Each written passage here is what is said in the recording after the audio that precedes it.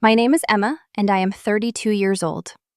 12 days ago, my mother stood in the kitchen of our coastal property in southern Maine, crossed her arms, and told me to pack my bags.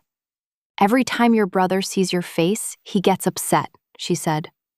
My younger brother Liam sat at the mahogany table, staring at his phone, playing the fragile victim. They were kicking me out of the carriage house where I lived, forcing me out into the dead of a Maine winter. I did not cry. I did not beg them to remember my contributions. I grabbed an overnight bag and walked out into the freezing night without a single word. For 12 days, the silence was total. Not one text checking if I survived the snowstorm. Then yesterday morning, my phone screen lit up with 84 missed calls from my father, my mother, and my older sister. They were begging me to answer. Before I tell you exactly why my family went from throwing me into the snow to desperately pleading for my return, please take a moment to like and subscribe to Maya Tells Stories. But only do this if you have ever been the disposable sibling in your own family. Drop your age and where you are watching from in the comments. I want to know who is listening today. Now let me take you back to that Tuesday evening in late January. The wind off the Atlantic rattled the window panes of the main house. I had just finished a 10-hour shift reviewing commercial real estate contracts in Portland. When I walked through the heavy front doors, my mother, Susan, and my father, David, were waiting in the kitchen. "We need to talk about your living arrangement," Susan began. She poured herself a glass of red wine, not offering me a seat. "Liam is going through a sensitive transition right now. His latest business venture did not pan out, and he needs a quiet space to recover. We decided the carriage house is the perfect environment for him." I looked at her. "I live in the carriage house," I replied, keeping my voice flat and even. David stepped forward. He adjusted the cuffs of his cashmere sweater, a habit he leans on when he wants to project authority. "You can find an apartment in the city, Emma. You have a steady job. Liam needs the isolation to focus on his mental health. Having you right across the driveway stifles his creativity. Every time he sees you leaving for work, it causes him severe anxiety." I shifted my gaze to Liam. He did not look up from his screen. He simply tapped his thumb against the glass, letting our parents execute his eviction notice. He was 26 years old, bankrupt, and removing his sister from the property because my daily commute made him feel inadequate. "You want me to move out in the middle of January?" I stated. "Pack your things," Susan dictated, taking a slow sip of her wine. "Tomorrow morning." I stood there for 3 seconds. I cataloged the imported granite countertops, the stainless steel appliances, and the matching arrogance on my parents' faces. They assumed I would put up a fight. They expected me to outline my sacrifices, to remind them of the money I spent renovating the property, to beg for my rightful place in the family hierarchy. They relied on my historical compliance. They thought I would value their approval over my own dignity. I turned around. I walked out the back door, allowing the bitter coastal wind to bite through my wool coat. I crossed the frozen gravel driveway to the carriage house. Inside the space was warm and meticulously designed.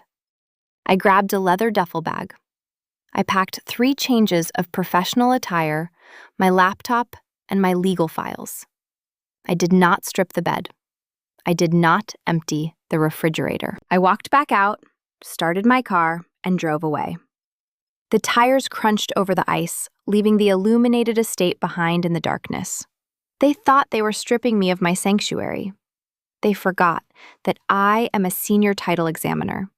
They forgot the paperwork they signed 5 years ago. They threw me out into the cold, unaware that I held the deed to the ground they were standing on. To understand the audacity of standing in the freezing snow, watching my family lock the doors behind me, you have to understand the specific architecture of our household. We grew up under the same roof, but operated under 2 distinctly different sets of rules. Liam is 26 years old. He is the youngest child and the undisputed golden boy. From the moment he could walk, my parents treated him like a fragile investment, requiring constant subsidy. David poured thousands of dollars into private sports coaches, specialized tutors, and premium summer camps to ensure Liam never experienced the discomfort of failure. When I graduated high school, my father sat me down in his study. He did not offer to review college brochures or discuss tuition funds. He looked across his polished desk and informed me that building character required financial independence. I was expected to fund my own path. I did not argue. I secured a job filing documents at a local municipal office, working grueling double shifts to pay for night classes. I navigated my early 20s running on black coffee and stubborn endurance. I channeled that endurance into a career they never bothered to understand. I am 32 years old, and I serve as a senior title examiner for a prominent commercial real estate firm in Portland. I spend my days analyzing complex property deeds, untangling corporate holding structures, and identifying hidden liens that can kill a multi-million-dollar development project. I hold the legal authority to halt the sale of skyscrapers and strip malls. I understand the rigid, unforgiving laws that govern who actually owns the ground we walk on. Susan and David never asked about my promotions or my client portfolio. Whenever relatives visited during the holidays, my mother would dismiss my profession with a casual wave of her hand. "Emma just does boring paperwork in the city," Susan would say, pouring more wine for her guests. "She sits in a cubicle all day. It is safe, but it lacks passion." They equated passion with visibility. They admired noise. Liam provided plenty of both. My brother spent his adult life launching a series of boutique fitness applications. Each venture featured expensive branding, flashy launch parties, and zero sustainable revenue. He leased sleek office spaces in metropolitan hubs and hired social media managers before securing a single paying customer. Whenever a startup inevitably hemorrhaged cash, David quietly stepped in. My father would open his checkbook, bridging the gaps and paying off the vendors to protect the golden boy from bankruptcy. David viewed these bailouts as temporary setbacks on the road to eventual greatness. 3 weeks ago, the final venture imploded. The deficit was too massive to hide behind a new marketing strategy. Liam packed his remaining designer clothes into his luxury vehicle and retreated to the Maine coast. He arrived on a Tuesday afternoon, carrying a dark cloud of undisclosed debt. The warning signs were obvious to anyone trained to look for them. Certified letters bearing the return addresses of predatory lending agencies began appearing in our daily mail. Liam rejected unknown calls on his cell phone, his jaw tightening every time the device vibrated on the kitchen counter. Susan and David ignored the glowing red flags. They fawned over his return, treating his financial ruin like a minor emotional hurdle.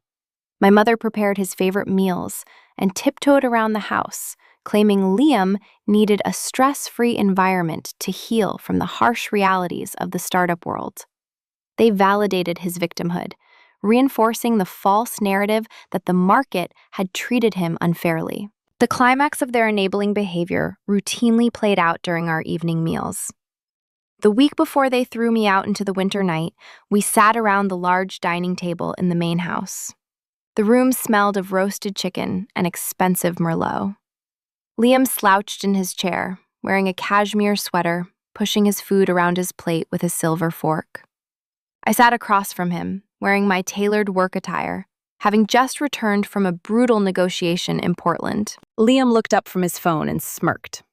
He pointed his fork in my direction. "You look exhausted, Emma," he stated, his tone dripping with unearned superiority. "That corporate grind is aging you.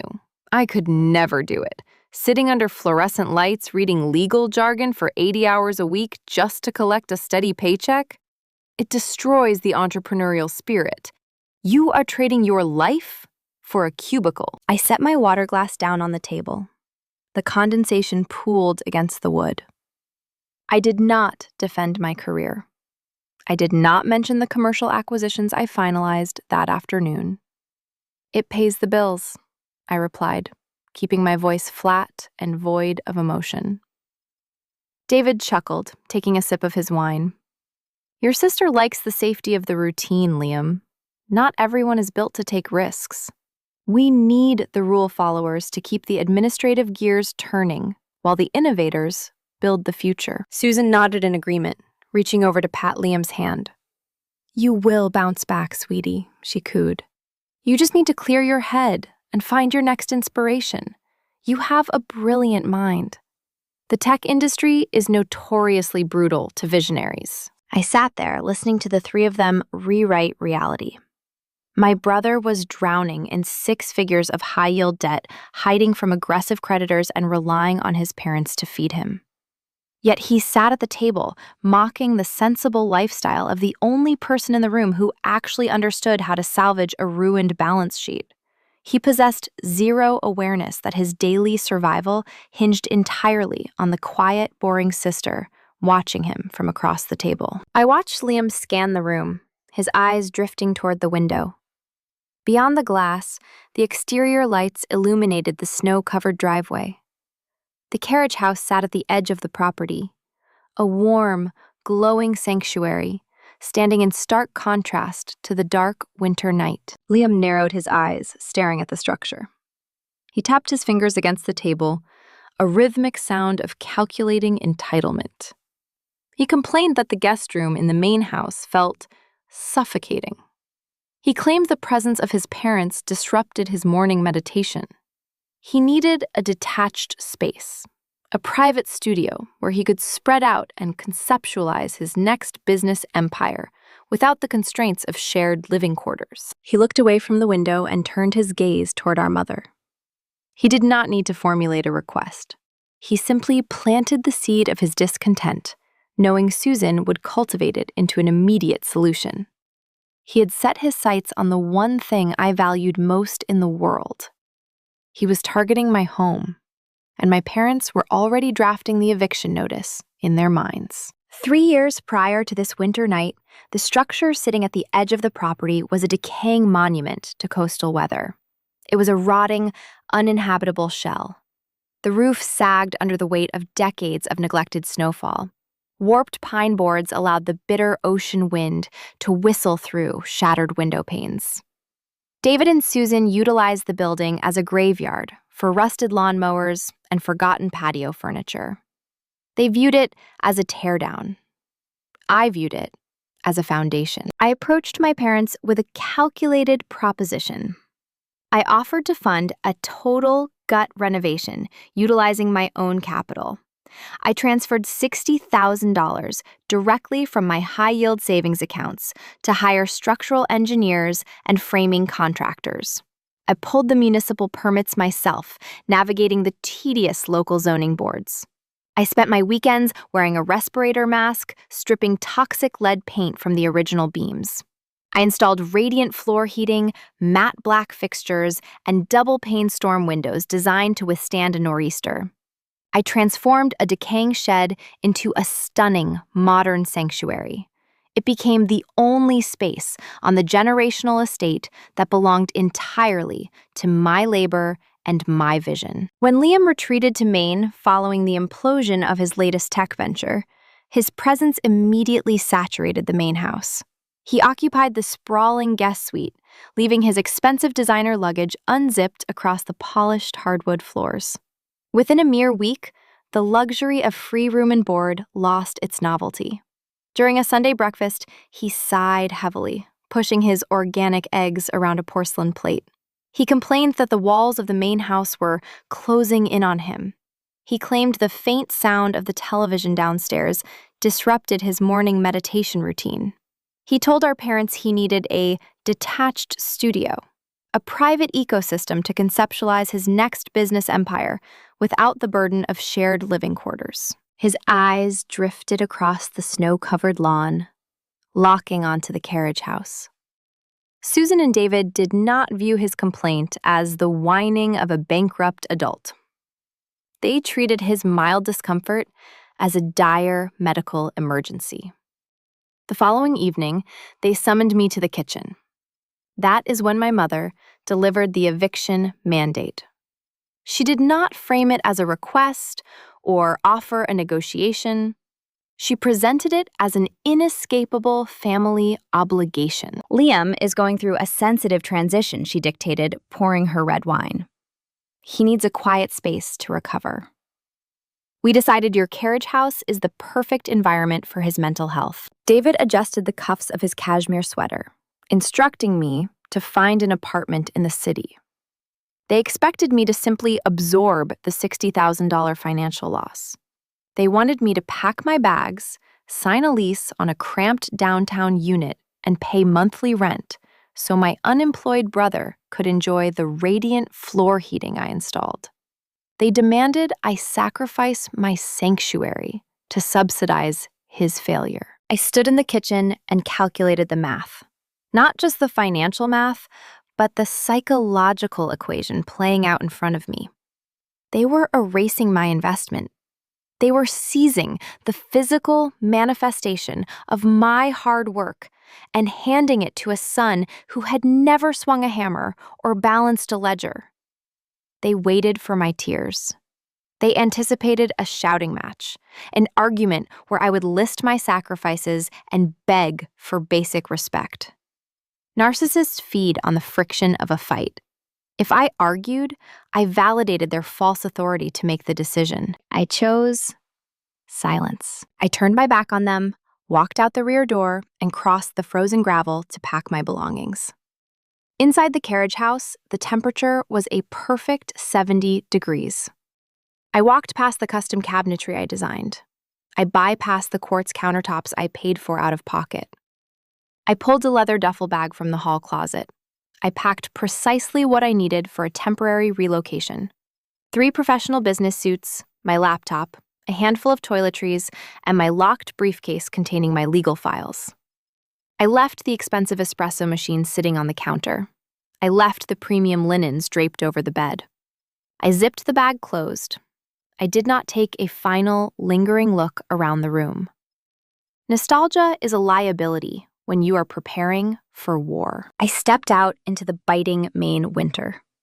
The wind off the Atlantic Ocean whipped across my face, carrying the sharp, stinging scent of salt and impending snow.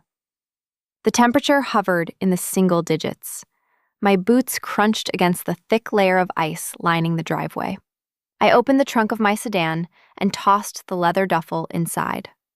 The metal of the car frame was freezing to the bare touch. I slammed the trunk shut.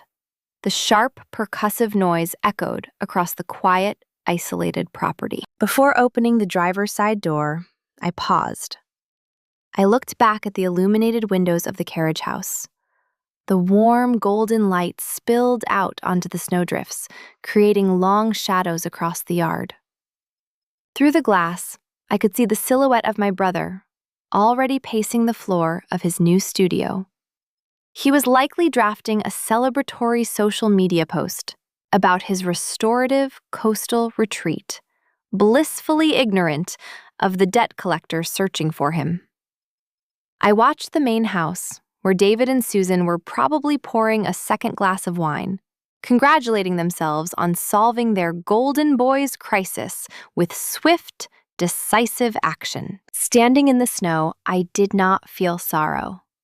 I did not feel the stinging rejection of a discarded daughter mourning the loss of her family. I felt a cold, striking clarity. My parents thought they were stealing my $60,000 investment. They assumed they were evicting a submissive tenant who would quietly retreat to a city apartment and lick her wounds. They were blinded by their own unearned arrogance.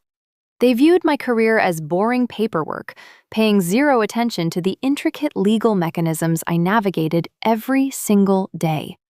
They had forgotten the stacks of legal documents they signed in a blind panic 5 years ago. They threw me out into the snow, oblivious to the reality that they had just handed me the exact weapon I needed to strip them of everything they owned. The trap was set, and I was going to let them walk right into the center of it. The tires of my sedan gripped the frozen asphalt of Interstate 295 as I drove south toward the city. The heater blasted warm air into the cabin, pushing back the bitter chill of the coastal storm. I watched the illuminated signs for Portland appear through the falling snow. Leaving the estate behind did not trigger a sense of loss. It initiated a profound sense of liberation. My parents envisioned me gripping the steering wheel with trembling hands, blinded by tears, and terrified of a future without their guidance. They pictured me pulling into the parking lot of a cheap roadside motel, carrying my leather duffel bag into a room that smelled of stale smoke and regret. They consistently failed to accurately measure my worth. I bypassed the budget motels on the outskirts of the city. I navigated the quiet, icy streets of the downtown financial district and pulled into the valet entrance of a premier luxury hotel. A uniformed attendant opened my door. I handed him the keys and walked into a lobby lined with imported marble and polished brass. I approached the reception desk and booked a corner suite on the highest floor, handing the clerk my corporate credit card without a second thought. I was not a displaced victim seeking shelter. I was a highly compensated executive securing a temporary headquarters. The suite featured floor-to-ceiling windows, offering an unobstructed view of the dark, churning waters of Casco Bay. I unpacked my 3 tailored suits, hanging them in the cedar closet. I arranged my laptop and my legal files on the heavy mahogany desk. I placed my mobile phone face up on the nightstand. For the first 24 hours, the screen remained entirely dark. No missed calls registered. No text messages appeared asking if I had safely navigated the treacherous winter roads. Days 2, 3, and 4 passed with the same deafening quiet. In the ecosystem of a toxic household, silence is a weapon engineered to enforce submission. Susan and David believed they were punishing me. In their minds, the problem was neatly resolved. The invisible daughter had complied with the eviction mandate, and the golden boy was now resting comfortably in his newly acquired carriage house. They assumed the lack of communication would trigger a severe trauma response. They expected me to crack under the heavy weight of their disapproval. They relied on the ingrained myth of family obligation, anticipating that I would eventually dial their number, apologize for my uncooperative behavior, and beg for a scrap of their attention. They were confident I would offer to pay rent on a city apartment while continuing to attend Sunday dinners as if nothing had occurred. I did not crawl back. I did not shed a single tear. Monday morning arrived. I dressed in a sharp charcoal suit and walked 3 blocks through the freezing wind to the commercial real estate firm. I swiped my security badge at the elevator bank and stepped into my office. I operated with perfect mechanical efficiency. My mind compartmentalized the family drama, locking it away while I focused on the intricate architecture of property law. I spent my days analyzing zoning ordinances, untangling corporate holding structures, and identifying hidden encumbrances for multi-million-dollar acquisitions. My parents categorized my profession as boring paperwork. They lacked the intellectual capacity to grasp the raw power resting beneath my keyboard. They looked at a commercial skyscraper and saw only glass and steel. I looked at a skyscraper and saw the invisible legal scaffolding holding it up. I knew how to locate a single unpaid invoice from a minor contractor and use that hidden lien to legally halt the sale of a $50 million development. I controlled the flow of capital by determining who truly owned the dirt. Every evening I returned to my hotel suite. I ordered dinner through room service. I brewed a pot of dark roast coffee. I sat at the mahogany desk and opened my laptop. I bypassed my secure work server and logged directly into the public portal of the County Registry of Deeds. I typed my father's name into the search parameter. I was not waiting idly in this room. I was monitoring a digital tripwire. Liam did not flee his metropolitan startup hub simply because his investors stopped taking his calls.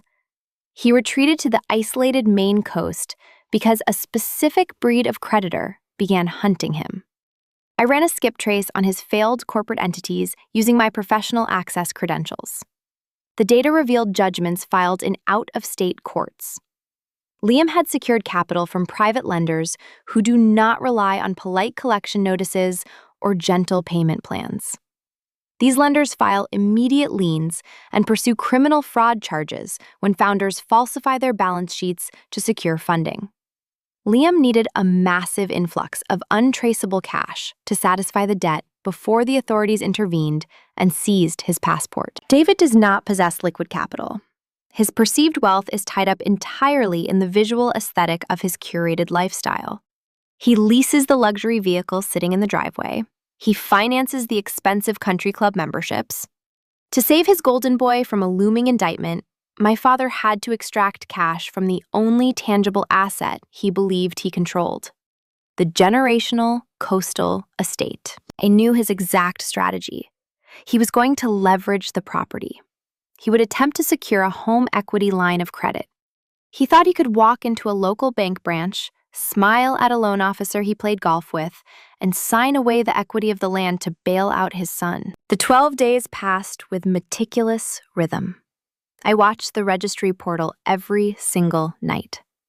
On the 7th day, a subtle shift occurred in the digital ledger. I tracked a preliminary title search initiated by a regional banking institution. A commercial underwriter had pulled the property card for the Maine estate. The inquiry confirmed my hypothesis. David had formally applied for the loan. The standard underwriting process for a high-yield equity line takes roughly 2 weeks to clear the compliance checks. He was currently scheduling an appointment to sit in a leather chair and sign the final closing documents. I sipped my black coffee and watched the snow fall over the harbor lights. My silence was not an emotional retreat. It was a tactical hold. I was giving my parents the necessary space to construct their own trap. I was letting them walk deep into the center of the financial maze before I locked the iron gates behind them. I wanted them to taste the anticipation of a rescue. But the illusion of their success required an audience. Susan and David needed someone to validate their masterful parenting and applaud their decisive action. On the 8th day, the digital silence finally broke. The phone vibrated against the polished wood of the hotel desk. It was not my mother checking my pulse. It was not my father demanding my obedience. It was the designated family peacekeeper calling to make a fatal, unforced error. My older sister was about to hand me the exact timeline of their destruction. The mobile device buzzed against the polished mahogany desk, shattering the curated silence of my hotel suite.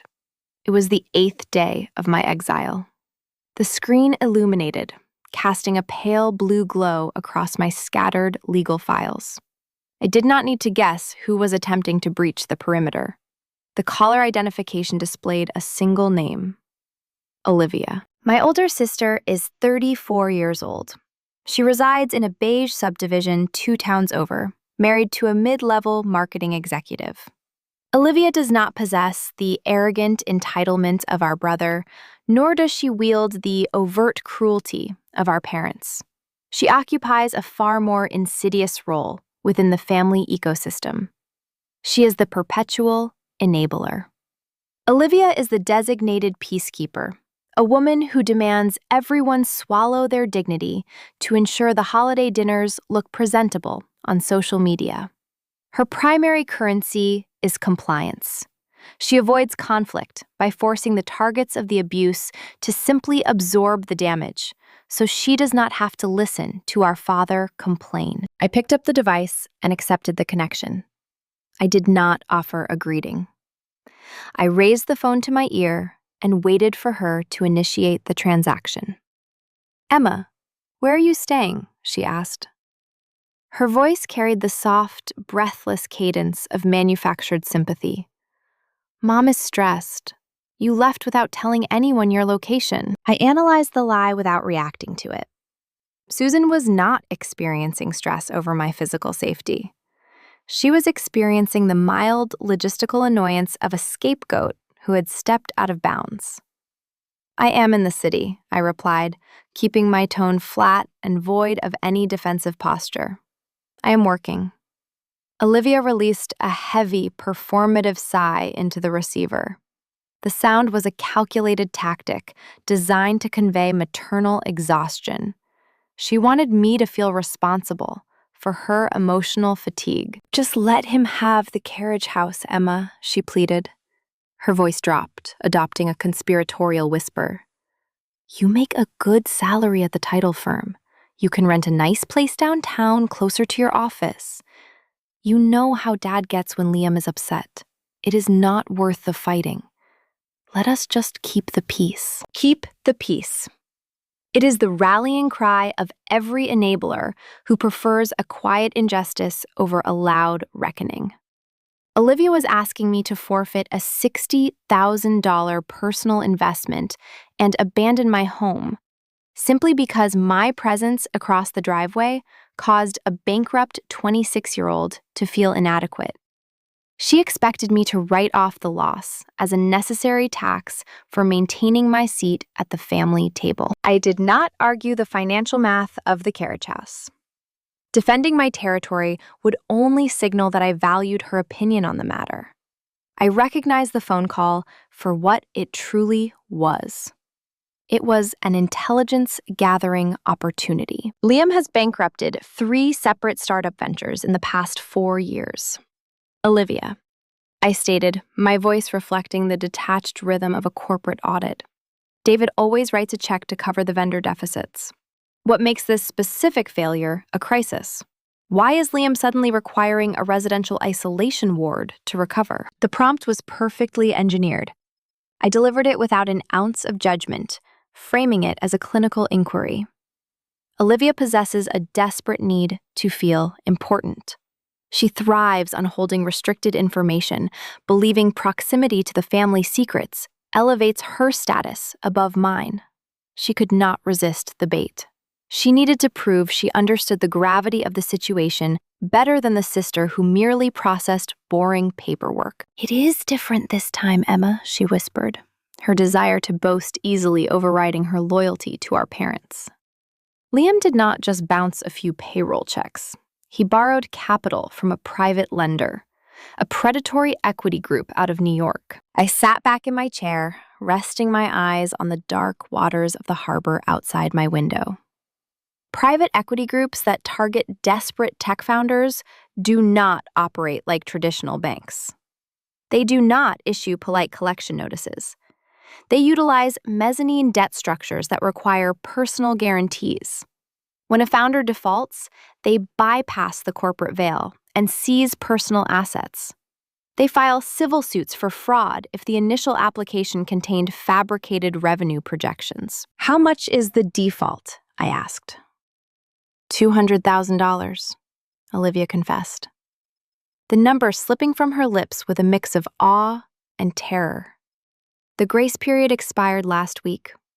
The lenders are threatening to file formal charges. He could face actual jail time, Emma. He lied on the disclosure forms to get the cash. The missing variable clicked into place. Liam was not experiencing creative burnout. He was experiencing the paralyzing fear of an impending federal indictment. He fled to the Maine coast to hide from process servers. And how does David plan to satisfy a $200,000 demand from a hostile creditor? I asked, guiding her toward the final piece of the puzzle. Mom and Dad are taking out a home equity line of credit, Olivia revealed, spilling the remaining operational details. They are leveraging the coastal estate to generate the cash. Dad called his contact at the regional bank. The underwriter is rushing the paperwork through compliance. I kept my breathing steady, masking the surge of adrenaline pooling in my chest. What is the timeline? They are going to the bank branch on Tuesday morning, Olivia said, delivering the exact coordinates of the impending collision. 10 o'clock, 4 days from now. They sit down with the underwriter to sign the final closing disclosures and authorize the lien. The funds will wire directly to Liam's creditors by Wednesday. The architecture of their survival plan was laid bare. David intended to pledge the dirt beneath his feet to rescue his son from a prison sentence. Olivia, sensing she had exposed too much, rapidly pivoted back to her original objective. She resumed her role as the desperate peacekeeper. "Please, Emma," she begged, her voice strained with genuine panic. "Do not ruin this. Just stay out of sight until Tuesday. Do not drive to the house to collect the rest of your things. Do not cause a scene while Dad secures the funds. Liam needs this bailout to survive. Once the debt is cleared, things will go back to normal. Just stay away." She wanted me to remain invisible. She wanted the boring sister to sit quietly in the shadows while the adults handled the high-stakes finance. She had zero comprehension of the legal reality she had just outlined. "I appreciate the timeline, Olivia," I said, my tone dropping into a cold, mechanical cadence. I pressed the end call button, terminating the connection. I did not say goodbye. I set the mobile device face down on the mahogany desk. I turned my chair toward the floor-to-ceiling window, watching the snow drift over the city lights. A slow, predatory smile touched my face. The sheer scale of their unearned arrogance was breathtaking. David and Susan were marching straight into a commercial bank branch on Tuesday morning. My father intended to wear his best imported suit, shake hands with a loan officer, and confidently sign away the equity of his generational coastal estate. He planned to borrow $200,000 against the sprawling property to wash his golden boy's ledger clean. He believed his signature carried the weight of unquestioned authority. He had forgotten the most fundamental rule of commercial real estate. You cannot leverage an asset you do not legally control. 5 years ago, when my father's aggressive stock trading pushed the family to the brink of a massive foreclosure, I stepped in. I paid the arrears. But I did not write a check out of blind, daughterly devotion. I utilized my institutional knowledge to execute a quiet, legally binding transfer of the property deed. My parents threw me out into the snow 12 days ago. Now they were walking into a bank to borrow against a house they no longer owned. The trap was armed. The underwriter was waiting. And Tuesday morning was going to deliver a reckoning that would strip them of everything. The digital connection with Olivia severed, leaving my hotel suite in profound silence. I rested my mobile phone on the mahogany desk and looked out the floor-to-ceiling window. The snowfall over Casco Bay had thickened, coating the Portland streets in a layer of pristine white. The weather mirrored the cold, clinical reality of the trap my parents were currently navigating.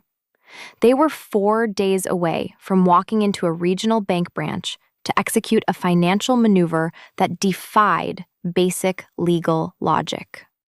To comprehend the sheer, staggering hubris of their plan, you must understand a transaction that occurred half a decade ago. 5 years prior, my father possessed a lethal combination of unearned confidence and liquid capital. David fancied himself a visionary day trader.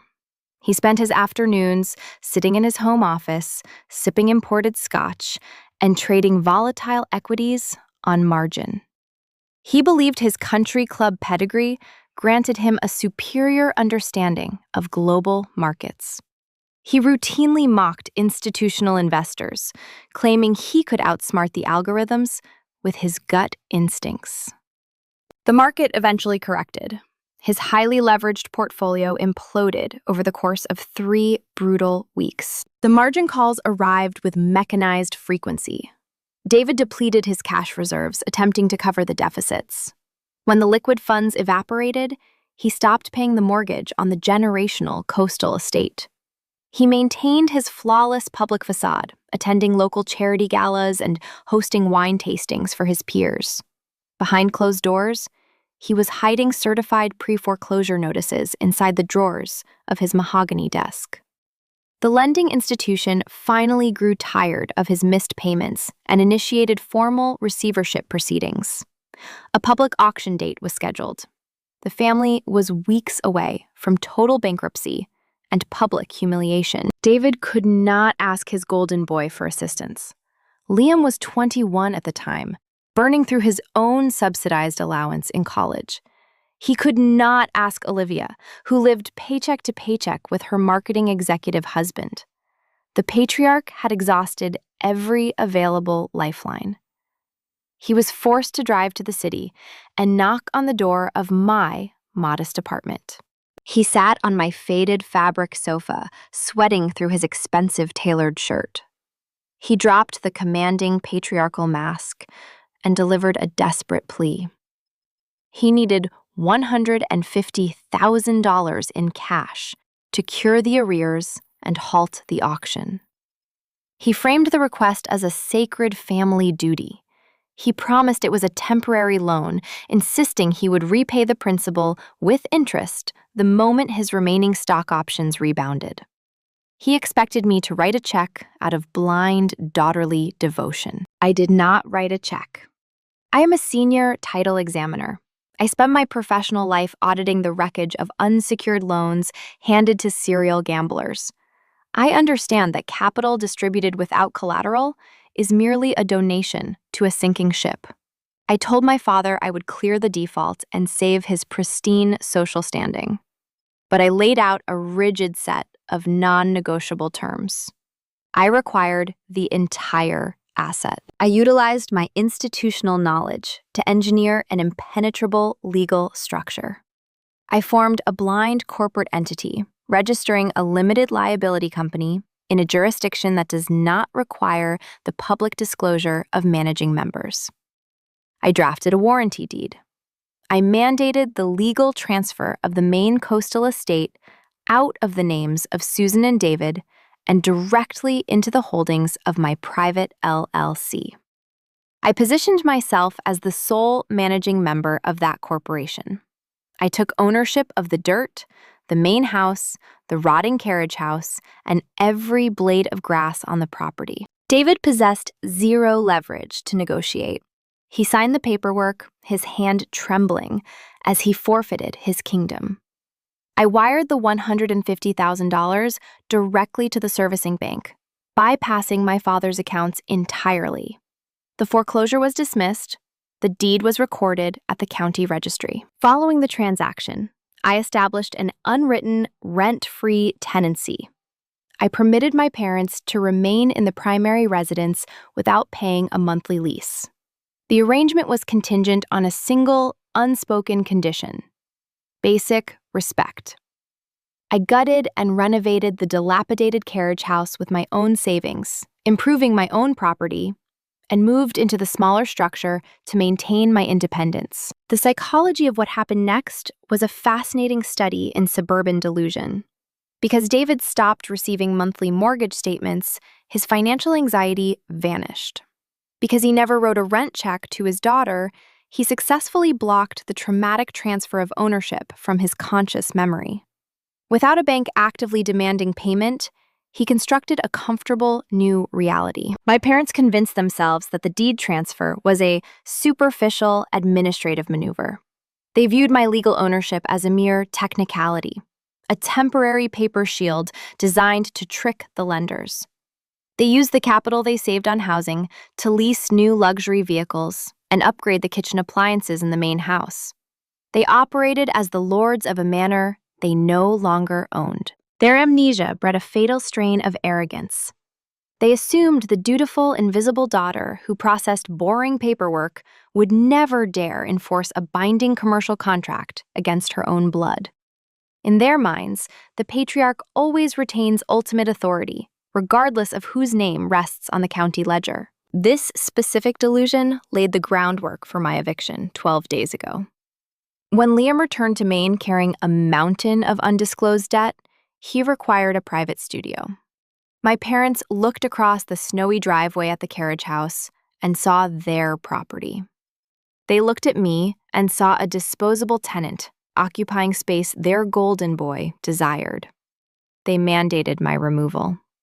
They threw me out into the biting January wind, demanding I subsidize his mental health recovery. The irony of their mandate was breathtaking.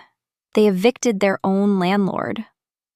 Now driven by the panic of Liam's $200,000 debt to predatory lenders, David was marching into a commercial bank branch. He intended to secure a massive home equity line of credit to wash his son's balance sheet clean. The mechanics of a home equity loan are unforgiving. A bank requires tangible value to issue capital. But more importantly, a bank requires pristine, unencumbered title. A commercial loan officer does not care about family hierarchy. An underwriter does not factor in country club pedigree or patriarchal pride.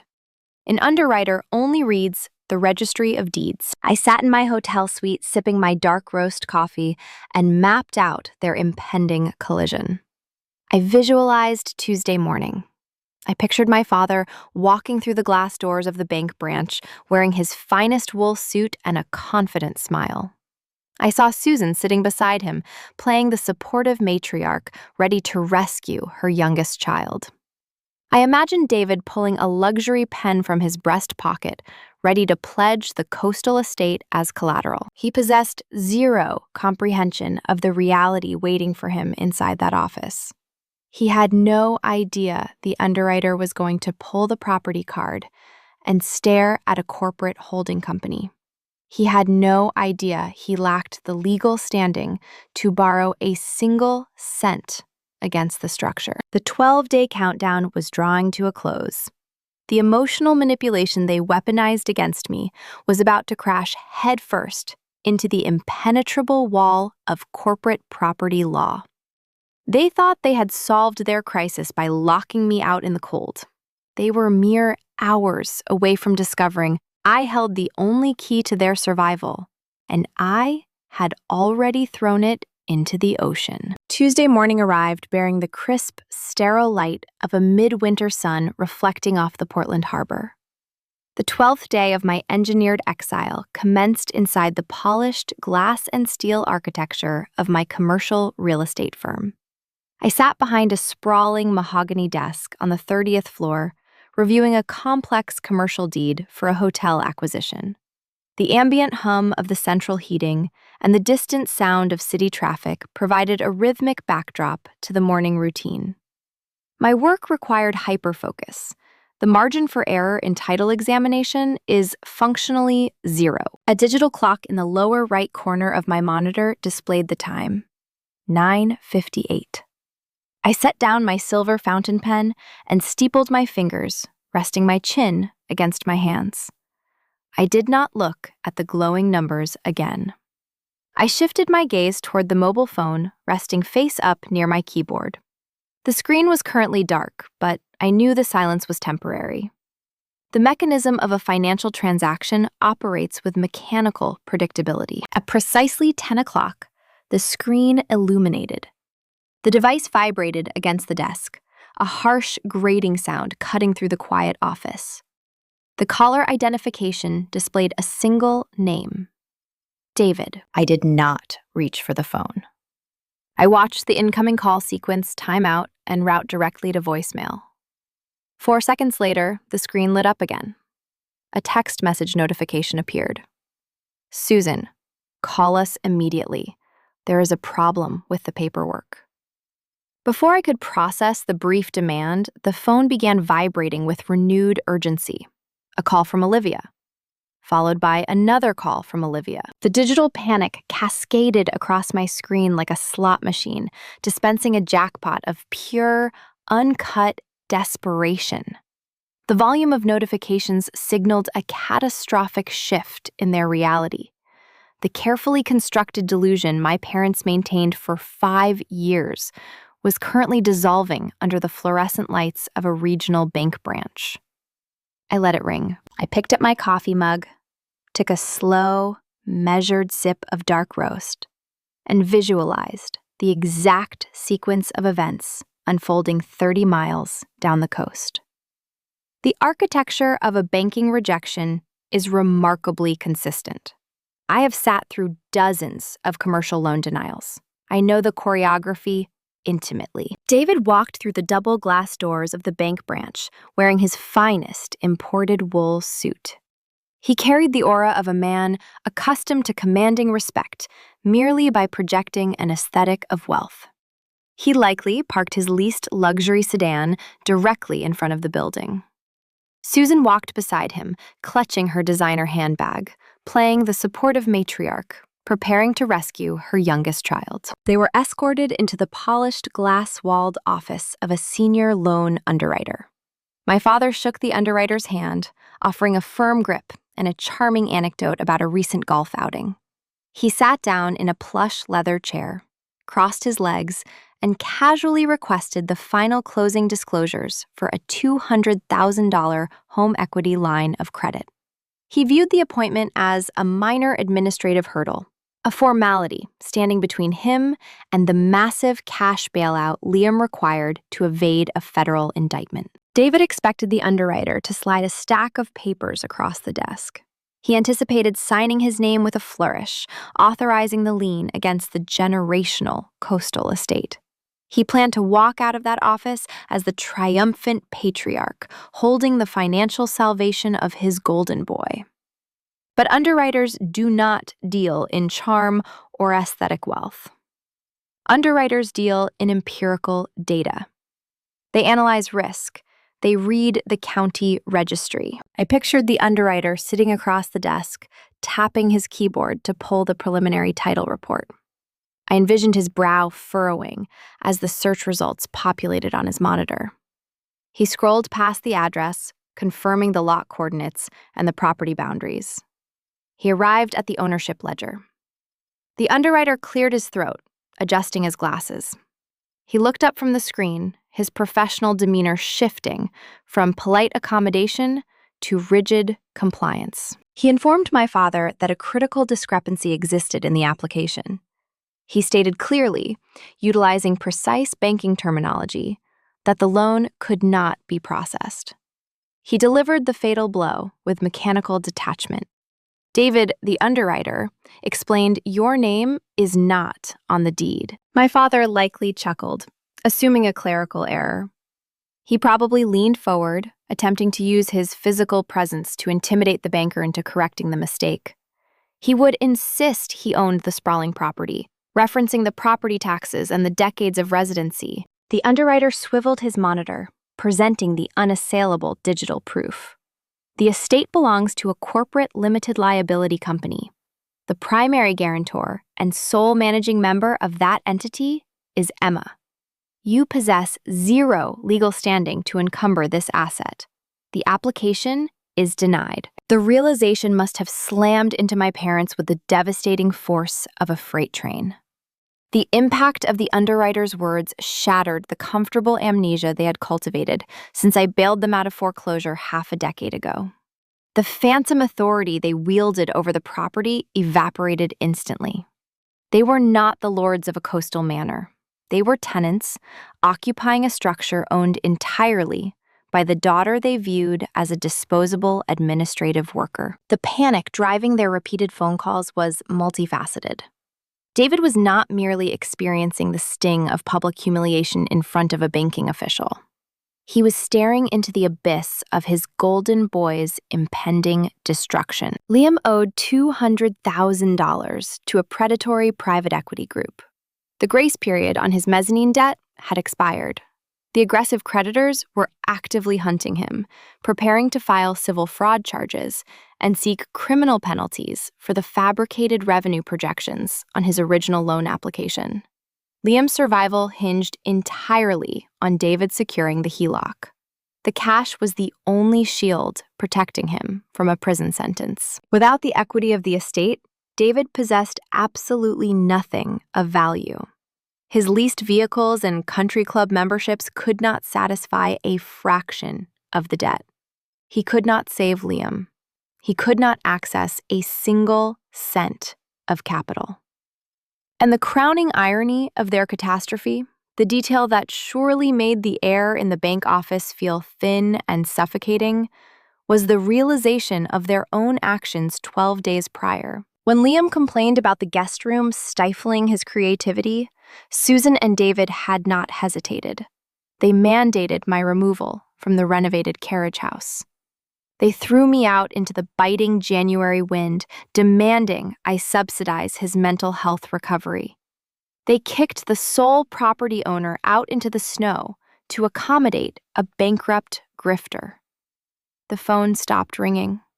The screen went dark. I picked up my pen and returned my attention to the commercial deed resting on my desk. The 12 days of silence had served its purpose. The trap had sprung flawlessly, locking them inside a financial nightmare of their own design. The emotional extortion migrating through digital channels was failing. I knew they would not accept the denial gracefully. Narcissists do not retreat when confronted with a boundary. They escalate. They were currently sitting in the parking lot of a regional bank, realizing their golden boy was doomed. Their next move was entirely predictable. The desperation driving them would compel a physical confrontation. They needed my signature to authorize the lien. They needed me to surrender my corporate asset to save their son. They were going to weaponize their parental authority and bring the conflict directly to my professional sanctuary. They were driving to Portland. The digital clock in the corner of my terminal shifted to 1 o'clock. The morning assault of missed calls and frantic text messages had subsided. The silence was not a surrender. It was the transit time required to travel from a suburban bank branch to the heart of the Portland financial district. Narcissists do not accept defeat when a bureaucratic wall blocks their path. They attempt to smash through it using the sheer volume of their entitlement. I sat in my office reviewing a complex zoning variance for a commercial client. My desk phone chimed with the sharp two-tone ring indicating an internal transfer from the reception desk.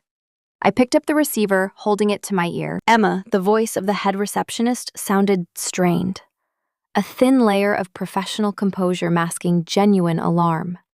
There is a situation in the main lobby. A man and a woman claiming to be your parents bypassed the security checkpoint. They are attempting to access the private elevators. They are causing a significant disruption. I did not sigh or apologize for the inconvenience. I processed the information with the clinical detachment of an executive receiving a weather report. Thank you, I replied, keeping my tone perfectly level. Do not call building security yet. I will handle it personally. I placed the receiver back onto the cradle. The emotional extortion had successfully migrated from the glowing screen of my mobile device to the physical coordinates of my professional sanctuary. David and Susan drove straight from their humiliating rejection at the bank branch to demand my compliance in person. They believed the element of surprise, combined with the threat of public embarrassment, would shatter my resolve. My parents routinely weaponized public settings to enforce obedience. When I was younger and questioned their favoritism toward Liam, my mother would scold me in grocery stores or restaurants, relying on the staring eyes of strangers to force my submission. They brought that identical tactic to my workplace, assuming the fear of a ruined corporate reputation would compel me to sign their bank authorization forms. They fundamentally misunderstood the architecture of the building they had just invaded. The elevators in a premier commercial real estate firm do not operate on open access. They require encrypted keycards to ascend to the executive floors. David and Susan were currently trapped on the ground level, staring at a panel of buttons that refused to obey their commands. I stood up from my mahogany desk. I smoothed the lapels of my tailored charcoal suit, a garment that cost more than my first vehicle. I checked my reflection in the dark glass of the window. I did not look like the invisible daughter who packed an overnight bag 12 days ago. I looked like a senior title examiner prepared to execute a hostile takeover. I walked out of my office, navigating the quiet, carpeted corridors. I swiped my keycard at the private elevator bank and stepped inside the descending carriage. I did not rehearse a speech or prepare a list of grievances. I only needed to maintain absolute, chilling authority. The polished steel doors slid open, revealing the expansive, marble-lined lobby. The space is designed to project institutional wealth and quiet efficiency. It features high vaulted ceilings, imported stone flooring, and a hushed atmosphere. My parents were currently destroying that tranquility. David stood near the reception desk, his face flushed a deep, mottled red. He wore his finest imported suit, the exact garment he chose to impress the bank underwriter hours earlier. The jacket was unbuttoned, his tie slightly askew. He leaned aggressively over the marble counter, pointing a rigid finger at the receptionist, demanding she override the elevator security protocols. Susan hovered a few feet behind him, clutching a thick manila folder, her designer handbag slung over one shoulder. She scanned the lobby, looking for an audience to validate her manufactured panic. I stepped out of the elevator bank, my heels clicking a sharp, rhythmic cadence against the stone floor. The sound drew their attention immediately. Susan spotted me first. Her eyes widened, adopting the frantic, theatrical expression of a matriarch desperately trying to rescue her family from an impending disaster. She rushed toward me, crossing the lobby with frantic, urgent steps. She expected the sight of her distress to activate my ingrained childhood subservience. "Emma," she cried out, her voice echoing off the vaulted ceilings. Her tone was a calculated blend of desperation and command. Thank God. The bank made a ridiculous clerical error with the property records. You need to sign these authorization forms right now so the underwriter can release the funds. She shoved the manila folder toward my chest, attempting to force the documents into my hands. She wanted to overwhelm my senses, rushing the transaction before I could process the legal gravity of what she was asking. I did not reach for the folder. I kept my arms resting at my sides, maintaining a perfectly still posture. I let her hands hover in the empty space between us, the manila envelope trembling slightly. David, noticing that I had not immediately complied, abandoned his post at the reception desk. He marched across the marble floor, his heavy footsteps telegraphing his mounting rage. He attempted to use his physical presence to intimidate me, closing the distance and standing uncomfortably close. He relied on his size and his booming, patriarchal voice to crush any resistance. "Did you hear your mother?"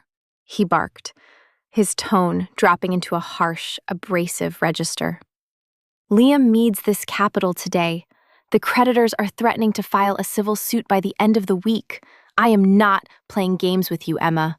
Call the underwriter right now. Tell them you are the corporate guarantor and authorize the lien against the house. We need the $200,000 released by tomorrow morning." He issued the commands as if I were a junior administrative assistant who had misplaced a file. He did not acknowledge the 12 days of silence. He did not mention kicking me out into a freezing snowstorm so his golden boy could utilize my renovated carriage house as a private meditation studio. He glossed over his own staggering financial incompetence, treating the impending ruin of his youngest son as a minor logistical hurdle that I was obligated to clear. I did not flinch. I did not take a single step backward or break eye contact. A woman who spends her career dismantling corporate holding structures and negotiating multi-million-dollar commercial acquisitions does not cower before a blustering man in a lobby. I stared at my father, watching the veins in his neck pulse with misdirected anger. The sheer audacity of his demand hung in the sterile air. He expected me to voluntarily pledge my private corporate asset, exposing myself to massive financial liability simply to wash Liam's debt clean. I stripped away their parental authority without raising my voice. I neutralized their public ambush by refusing to react to their hysteria. I let the silence stretch, forcing them to hear the echo of their own unreasonable commands bouncing off the marble walls. Susan lowered the manila folder, her theatrical panic giving way to genuine confusion. She looked at David, seeking guidance. The invisible daughter was supposed to shrink, apologize for the inconvenience, and sign the paperwork to restore the family equilibrium. I looked David dead in the eye, preparing to deliver the reality check that would permanently shatter their delusion. I did not need to shout. I only needed to state the facts of the transaction. The power dynamic was about to invert violently, and the commercial lobby was the perfect stage for the execution. The tension in the marble-lined lobby thickened, transforming the quiet corporate space into a claustrophobic interrogation room. A pair of passing executives wearing identical gray overcoats paused their conversation, glancing toward our standoff, before hurrying toward the rotating doors. The receptionist watched from behind her polished stone desk, her hand hovering near the silent alarm button. My parents possessed zero awareness of the professional exposure they were generating. They only saw a rebellious subordinate refusing to execute a command. David thrust his chest forward, leaning into my personal space. The scent of his expensive cologne mixed sharply with his nervous sweat. He was attempting to harness the patriarchal intimidation that had successfully terrified me as a teenager. "Sign the authorization forms, Emma," he demanded. His voice dropped an octave, vibrating with suppressed fury. "Liam is facing a civil suit. He needs the $200,000 to satisfy the predatory lenders. You are holding up the wire transfer." I did not flinch. I did not blink. I looked my father dead in the eye, capturing the frantic, desperate energy radiating from his posture and neutralizing it with absolute stillness. I let his command hang in the sterile air, allowing the absurdity of his request to settle into the quiet room. "I am not authorizing a $200,000 lien against my property to pay for Liam's failures," I stated. My voice carried through the lobby, crisp and devoid of any emotional inflection. I did not sound like a frightened daughter negotiating with a domineering parent. I sounded like a senior title examiner declining a high-risk commercial application. The flat rejection hit David like a physical blow. His face flushed a deep, mottled crimson. The veins in his neck pulsed visibly against his starched collar. He could not process the insubordination. He had walked into the bank expecting a smooth transaction, and now he was standing in a public lobby, having his authority openly defied by the child he considered a mere administrative drone. "Are you out of your mind?" David snarled, spit flying from his lips. He pointed a rigid finger at my face, abandoning all pretense of suburban charm. "That is the family home. I raised you in that house. I built the equity. Your name on the deed is a technicality, a temporary piece of paperwork we used to fix a banking error 5 years ago. You do not own that property." The staggering depth of his delusion was breathtaking. He stood in the lobby of a premier commercial real estate firm and attempted to argue that a legally binding warranty deed recorded at the county registry was a mere suggestion. He believed his emotional attachment to the estate and his historical residency superseded institutional property law. He thought his country club pedigree shielded him from the consequences of his own signed contracts. I shut him down with clinical precision. "My name is not on the deed," David, I corrected, ensuring my tone remained level. "My name is the sole managing member of a blind, corporate, limited liability company. That specific LLC holds the unencumbered title to the entire coastal estate." I took half a step forward, closing the microscopic gap between us, and forcing him to confront the financial reality he had spent half a decade actively ignoring. 5 years ago, your arrogant day trading pushed this family to the brink of a massive public foreclosure. I continued laying out the ledger of his failures. You begged me to rescue your flawless social standing. I wired $150,000 in cash to the servicing bank to cure your arrears. I did not write a check as a charitable donation. I executed a hostile takeover of your debt. I purchased the dirt beneath your feet to save you from bankruptcy." Susan let out a sharp, strangled gasp. The manila envelope, containing the useless bank authorization forms, slipped from her manicured hands and hit the marble floor, scattering the papers. She stared at me, her eyes wide with mounting terror, as the comfortable amnesia she had cultivated for years violently dissolved. But clearing your default was not enough. I pressed on, relentless in my accounting. You allowed the carriage house to rot. You used it as a garbage dump for your broken lawnmowers. I spent $60,000 of my own savings to gut the structure, pull the municipal permits, and renovate it into a modern, habitable sanctuary. I built the only valuable asset on that entire property. David opened his mouth to interrupt, to launch another blustering threat about family loyalty, but his vocal cords failed to produce a sound. The sheer weight of the numerical data I was reciting paralyzed his logic. He was a man accustomed to arguing with emotions and volume. He was entirely unequipped to debate a forensic auditor detailing his precise financial liabilities. And 12 days ago, I delivered the final, devastating blow. When Liam returned from his latest metropolitan failure, bringing a mountain of undisclosed debt, you did not hesitate. You did not ask for my input. You demanded I pack my belongings and vacate the carriage house so your bankrupt 26-year-old son could utilize my $60,000 investment as a private meditation studio. You forced me out into a freezing coastal snowstorm. You expected me to rent a cramped apartment in the city and subsidize his luxury recovery. I paused, letting the echo of that frozen January night reverberate through the corporate lobby.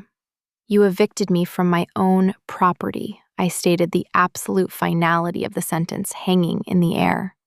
My parents stood frozen, absorbing the catastrophic magnitude of their fatal miscalculation. They had not merely kicked out an ungrateful child. They had executed a forced removal of the sole legal owner of the estate they resided in. They evicted their own landlord. You treated me like a disposable tenant, I whispered, leaning in closer so only they could hear. The execution order. So now, I'm going to act like a landlord. Susan covered her mouth with both hands, her theatrical panic entirely replaced by genuine, unadulterated horror.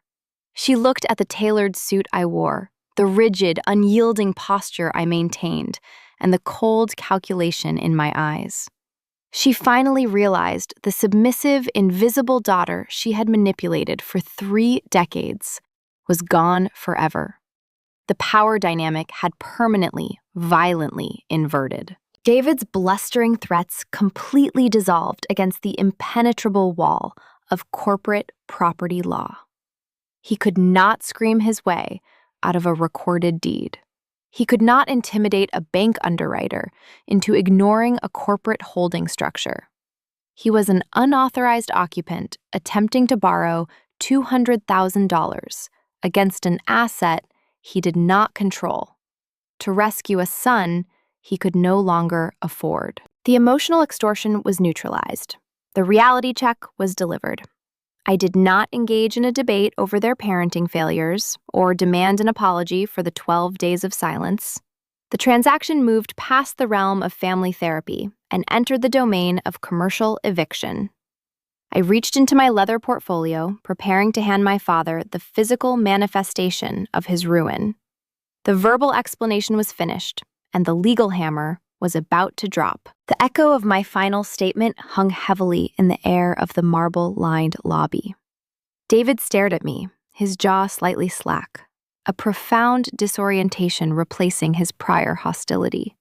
The man who spent his entire adult life dictating terms to his family and posturing for his country club peers was suddenly attempting to process a language he did not speak. He understood aggressive negotiations. He understood emotional manipulation. He did not understand the cold, mechanical language of commercial eviction. Susan broke the silence first. Her voice lost the theatrical projection she utilized to gather an audience. It was a raw, desperate plea. "Emma, you cannot be serious," she whispered, her hands still covering her mouth. "This is your childhood home. We are your parents. You cannot treat us like random strangers off the street. Liam is in trouble. We need that equity." I did not argue with her desperate excuses. I did not engage in a debate over the definition of family loyalty. Arguing would imply that a negotiation was still possible. A forensic auditor does not negotiate with the subject of an investigation once the final ledger is calculated. I kept my posture rigid and my gaze fixed entirely on my father. I reached into the interior compartment of my tailored suit jacket. My fingers closed around a crisp, white envelope resting securely against my chest. I withdrew the heavy cardstock, moving with slow, deliberate precision. I extended my arm and handed the envelope directly to David. He looked down at the pristine white square hovering between us. He hesitated for a fraction of a second, his primitive instincts warning him that accepting the document was an admission of defeat. The blustering patriarch, who usually demanded paperwork be placed on his mahogany desk, now stood in a public lobby, forced to receive a verdict from his subordinate. He reached out and took the envelope. "Open it," I commanded. My voice carried the flat authority of an executive delivering a termination notice. David's hands trembled slightly as he slid his thumb under the sealed flap. He tore the paper, pulling out a formal trifold document. His eyes scanned the bold black ink printed across the header. He recognized the dense legal formatting immediately. It was not a bank authorization form. It was not a draft for a new mezzanine loan to bail out his golden boy. It was a legally binding 30-day notice to vacate. The color completely drained from his face, leaving behind a pale, sickly pallor. He stared at the paragraphs outlining the specific statutes governing the termination of a tenancy at will. He read the exact address of his beloved generational coastal estate, typed with clinical accuracy on the final page. "What is this, Emma?" he asked, his voice cracking, a hollow echo of its former booming resonance. I stepped closer, forcing him to hear the mechanics of his own destruction. "That is an eviction notice, David," I explained, keeping my delivery devoid of malice. "For 5 years, you occupied the Maine house under an unwritten, rent-free tenancy." I continued outlining the boundaries they had so carelessly breached. "I allowed you to reside on the property without paying a single dollar toward a lease or a mortgage. I covered the property taxes. I maintained the structural integrity. That arrangement was entirely contingent on a single, unspoken condition: basic respect." Susan lowered her hands, her eyes darting frantically between my rigid posture and the legal document trembling in her husband's grip. The comfortable amnesia they had cultivated since I bailed them out of foreclosure half a decade ago was violently dissolving. 12 days ago, you violated that contingency I stated, pointing to the document. You walked into the kitchen, poured a glass of wine, and mandated my removal from the $60,000 carriage house I renovated with my own capital. You kicked me out into a freezing snowstorm because Liam decided my presence across the driveway was stifling his entrepreneurial spirit. You threw your landlord out into the winter night to subsidize the luxury recovery of a bankrupt grifter. I paused, ensuring the weight of their profound miscalculation settled over them. You broke the agreement, I said, finalizing the transaction. The unwritten lease is terminated, effective immediately. David looked up from the document, his mind desperately searching for a loophole. You cannot just throw us out onto the street, he argued, his voice strained with rising panic. This is a complex legal matter. We have squatter rights. We have historical residency. You have to take us to court. The litigation will take months. You cannot just list the property. His attempt to invoke legal procedure was almost comical. He was trying to lecture a senior title examiner on the intricacies of property law while standing in the lobby of her commercial real estate firm. You do not have a lease, David, I corrected, dismantling his amateur legal defense in a single sentence. You occupy a structure owned by a blind corporate limited liability company. I initiated the formal filing procedure with the county housing court yesterday morning. The 30-day clock has already started ticking. The realization struck him with physical force. He staggered backward, his polished Italian loafers slipping slightly against the marble floor. The sheer gravity of the eviction notice paralyzed his logic. I have already contacted a premier commercial real estate broker in Portland, I continued, detailing the final phase of their ruin. The generational coastal estate is going on the public market next Monday. The photographer arrives on Thursday to shoot the listing portfolio. Susan let out a sharp, breathless cry. The timeline was moving faster than they could process. They were not merely failing to secure a $200,000 bailout for their youngest son. They were losing their home, their country club status, and their entire curated reality in a single, devastating stroke. You have 30 days to pack your belongings and vacate the premises, I instructed, my voice echoing off the vaulted ceilings. If you have not removed your personal property and vacated the Maine house by the expiration date, the county sheriff's department will arrive to execute a forced physical removal. The locks will be changed. The property will be staged for open houses. My parents stood frozen in the quiet corporate lobby. The emotional extortion they weaponized against me was completely neutralized. They had arrived expecting a compliant daughter, ready to sign away her corporate asset. They found a forensic auditor holding the keys to their destruction. David looked at the notice in his hands. He was a man who spent his 20s and 30s building a facade of unassailable wealth. He traded stocks on margin, leased luxury vehicles, and threw catered parties to impress neighbors he secretly despised. He built his entire identity around the coastal property he believed he commanded. Now, the daughter he viewed as a boring administrative worker was selling his kingdom out from under him. The patriarch was broken. His blustering threats and patriarchal intimidation had dissolved against the impenetrable wall of institutional property law. He possessed zero leverage, zero capital, and zero authority. But recognizing that his aggressive negotiation had failed spectacularly, Susan immediately pivoted. She abandoned the legal debate and reached for her primary weapon. She was about to launch a public emotional manipulation designed to shame me into submission, utilizing the staring eyes of the corporate executives navigating the lobby. The tactical retreat was over, and the theatrical performance was about to begin. David stared at the crisp, white eviction notice in his hands, his face devoid of color. The blustering patriarch who had stormed the reception desk, demanding immediate access to the executive floors, was functionally paralyzed. He could not scream his way out of a recorded county deed. He was a man accustomed to bullying subordinates and negotiating extensions with bank managers he played golf with. He was entirely unequipped to process a legal eviction executed by his own daughter in a public corporate lobby. The silence that settled over him was profound, an unspoken admission that his authority had finally, violently collapsed. Susan recognized the shift instantly.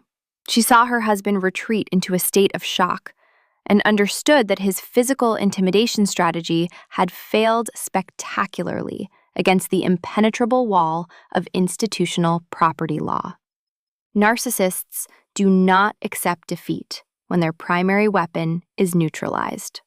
They simply pivot to a secondary tactic. If David could not command my obedience through fear, she would attempt to extort it through manufactured shame. My mother abandoned the legal debate and reached for the tool she had honed to perfection over 3 decades of suburban warfare: public emotional manipulation. Right there in the center of the marble-lined lobby, Susan began to weep. She did not shed a few quiet tears. She launched into a full theatrical performance designed to draw maximum attention. She raised her hands to her face, her shoulders shaking visibly beneath her designer coat. She let out a sharp, ragged sob that echoed off the vaulted ceilings, slicing through the hushed atmosphere of the commercial real estate firm. "Emma, how can you do this to us?" she wailed, her voice pitched perfectly to reach the passing executives and the security personnel stationed near the rotating doors. Her tone was a masterful blend of maternal heartbreak and calculated volume. A pair of junior analysts wearing identical navy suits stopped mid-stride near the elevator bank, glancing nervously at the commotion. The head receptionist, who had initially messaged me about the disruption, picked up her desk phone, her finger hovering over the speed dial for building security. Susan fed on the attention, utilizing the staring eyes of strangers to construct a narrative where she was the tragic victim of a sociopathic child. "You are tearing this family apart," she cried out, stepping closer to me. She gestured wildly with her hands, her manicured nails flashing in the overhead light. "Liam is in terrible danger, Emma. He owes money to dangerous people. He needs that equity to survive. You are choosing a piece of paper over your own brother's life." Her monologue was a breathtaking inversion of reality. She stood in my professional sanctuary, surrounded by my colleagues, and publicly accused me of destroying the family unit. She conveniently omitted the fact that she had evicted me from my renovated carriage house 12 days prior. She erased the memory of standing in her kitchen, sipping expensive red wine, while dictating that my presence across the driveway stifled her golden boy's creativity. "You are making your own parents homeless," Susan sobbed, her voice cracking perfectly on the final word. "We raised you in that house. We gave you everything. And now you are throwing us out onto the street because you are greedy." This was her signature move. Growing up, whenever I challenged her blatant favoritism toward Liam or requested basic financial support for my education, she would stage a similar scene. She would scold me in the aisles of a grocery store or loudly lament my selfishness during an extended family dinner. She relied on my natural inclination to avoid public embarrassment, anticipating that I would apologize frantically and surrender my position just to make the screaming stop.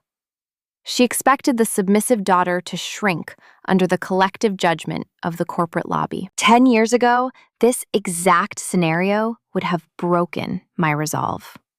I would have scrambled to pacify her, terrified of the stain on my reputation. I would have signed the bank authorization forms and handed over my corporate asset to silence the spectacle. Today, I did not flush with embarrassment. I did not scan the room to gauge the reactions of the passing professionals. I analyzed her performance with the clinical detachment of a forensic auditor reviewing a falsified tax ledger. I took one step forward, invading her personal space and breaching the invisible boundary she used to command the room. I did not raise my voice to match her hysteria.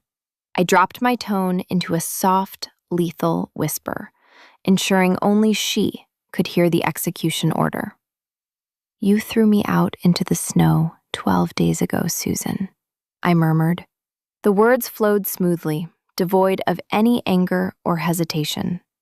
I leaned in closer, the scent of her expensive perfume mingling with the sterile air of the lobby. "You watched me pack an overnight bag and walk out into a freezing coastal storm without a second thought." I continued delivering the precise timeline of her cruelty. "You did not send a single text message to ask if I survived the drive. You did not care about my safety or my housing situation when your 26-year-old bankrupt son demanded my sanctuary for his meditation studio." The transformation was instantaneous. The manufactured tears stopped flowing mid-sob. The theatrical trembling in her hands vanished She pulled back and stared at me. Her mouth opened to speak, but her vocal cords failed to produce a sound.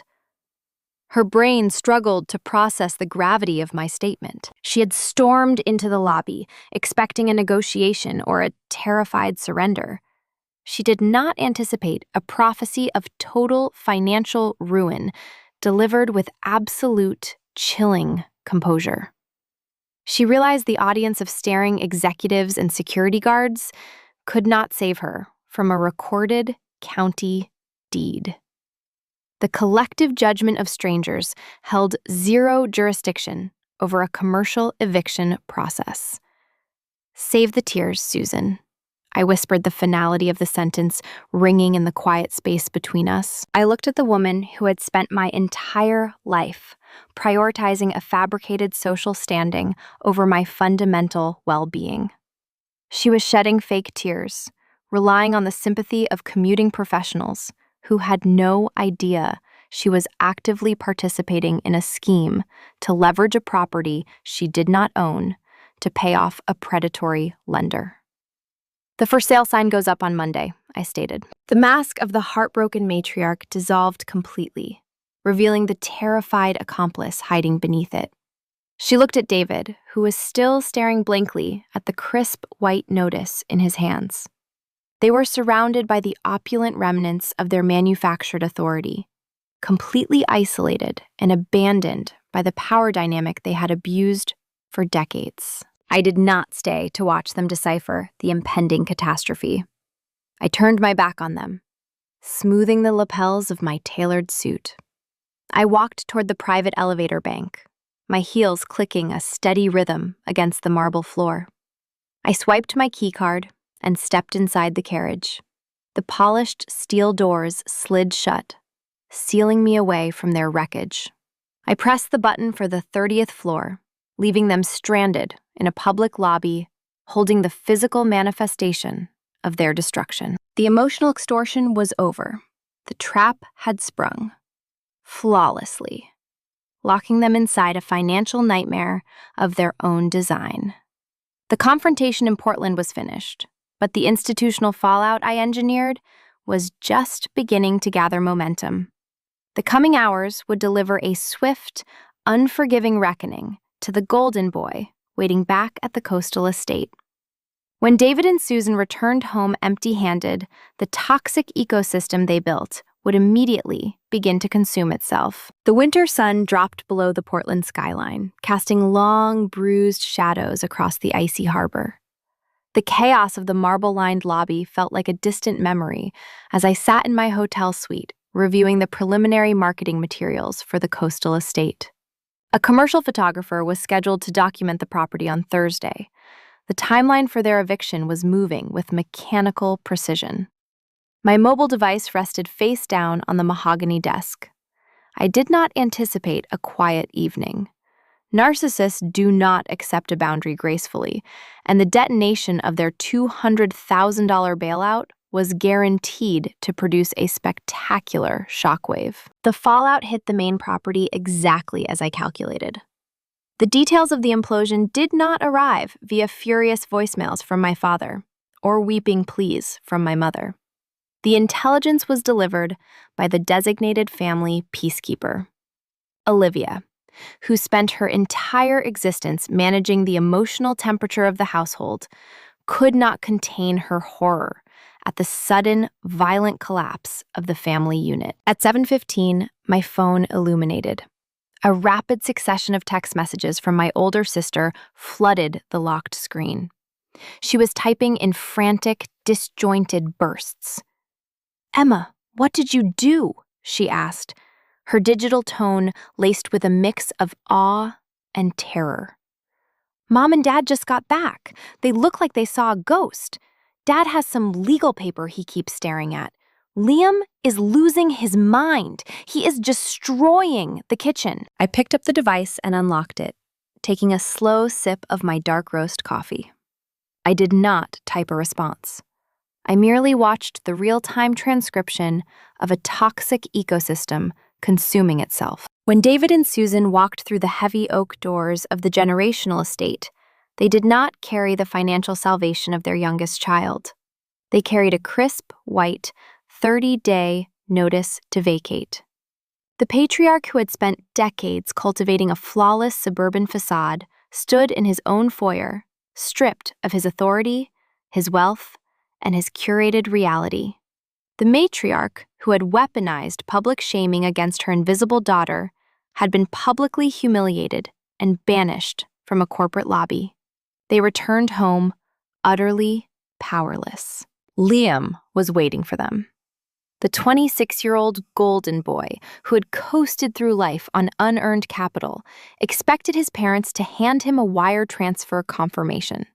He anticipated the $200,000 would magically appear in his account, washing his fraudulent startup ledger clean. He had spent the previous 12 days lounging in the renovated carriage house, playing the fragile victim, and believing the crisis was permanently resolved. Olivia described the ensuing confrontation with graphic detail. When David informed his son that the home equity line of credit was denied, Liam did not display a shred of gratitude for the years of absolute favoritism. He did not hug his father or thank his mother for their exhaustive efforts to save him from a federal indictment. He did not possess the emotional maturity to process failure because his parents had systematically removed every obstacle from his path since childhood. They had subsidized his boutique fitness apps, his luxury apartments, and his designer wardrobes. They built a protective bubble around his incompetence. When that bubble violently popped, Liam reacted with pure, unadulterated rage. He viciously turned on the very people who had sacrificed everything to protect him. He paced the imported granite countertops of the kitchen, screaming that David was a failure. He accused his father of mismanaging the family assets and ruining his entrepreneurial career. He threw a ceramic plate against the stainless steel refrigerator, shattering the dish into pieces. He blamed Susan for not forcing me to sign the bank authorization forms, insisting she was too weak to control her own daughter. The irony was breathtaking. The son who had never balanced a checkbook or swung a hammer was screaming at the parents who had just lost their home, attempting to cover his catastrophic debts. "He is screaming about jail time," Olivia texted, her panic escalating. "He owes money to a private equity group. He says they are going to file civil fraud charges by Friday. He told Dad he is useless without the equity. The loyalty David and Susan demanded from me my entire life did not exist among themselves. They conditioned me to believe that family was a sacred, binding contract requiring infinite patience and endless financial sacrifice. They expected me to subsidize their mistakes and absorb their cruelty to keep the peace. Yet the moment my financial subsidization was permanently removed, the golden boy revealed his true nature. He viewed his parents exactly as they viewed me, as disposable resources. When the resource ran dry, he discarded them. Liam realized there was no magic check.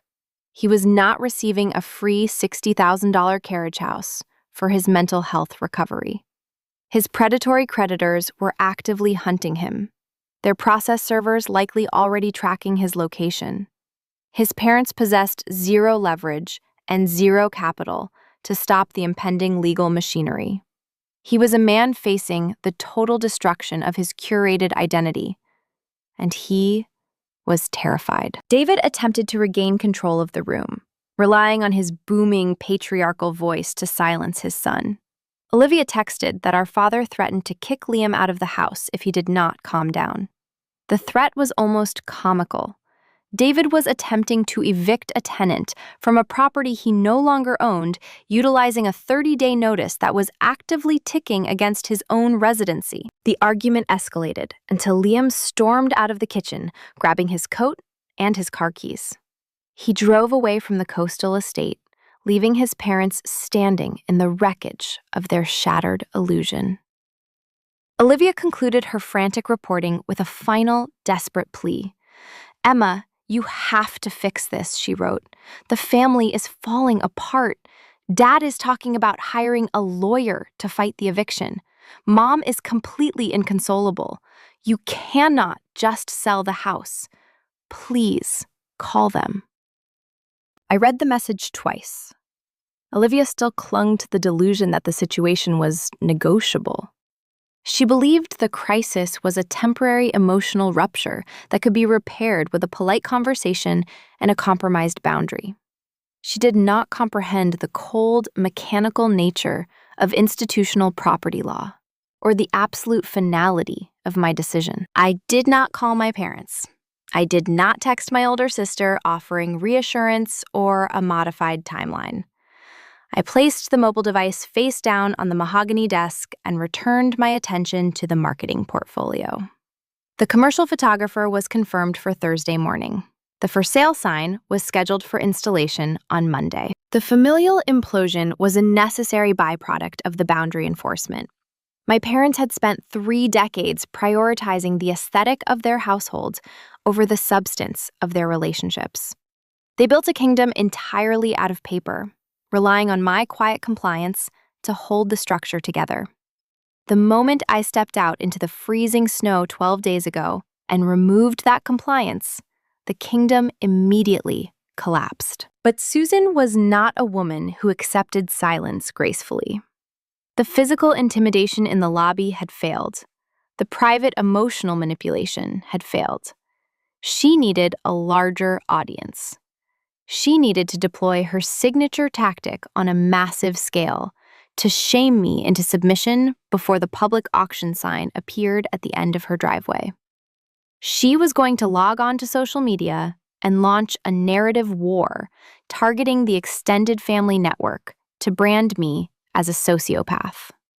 She believed the collective judgment of aunts, uncles, and cousins would break my resolve. She was about to discover that a forensic auditor always keeps the receipts, and I was fully prepared to publish the ledger for everyone to see. The gray light of a Maine winter morning filtered through the floor-to-ceiling windows of my hotel suite.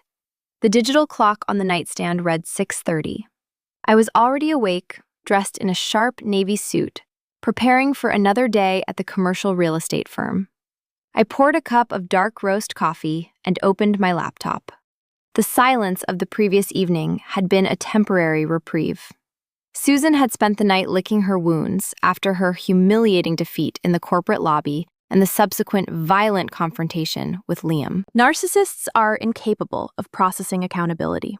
When their authority is publicly dismantled, they do not reflect on their actions. They frantically seek an echo chamber to validate their victimhood. Susan realized she could not intimidate me in person. She needed a larger, more compliant audience to exert pressure. She needed to weaponize the extended family. My mother has spent 3 decades curating her image as the flawless matriarch of the generational coastal estate.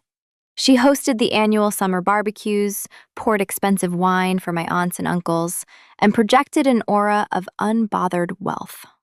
She controlled the family narrative, ensuring Liam was always celebrated as a visionary entrepreneur, while I was dismissed as a tedious administrative worker. At 7:15, my mobile device vibrated against the mahogany desk.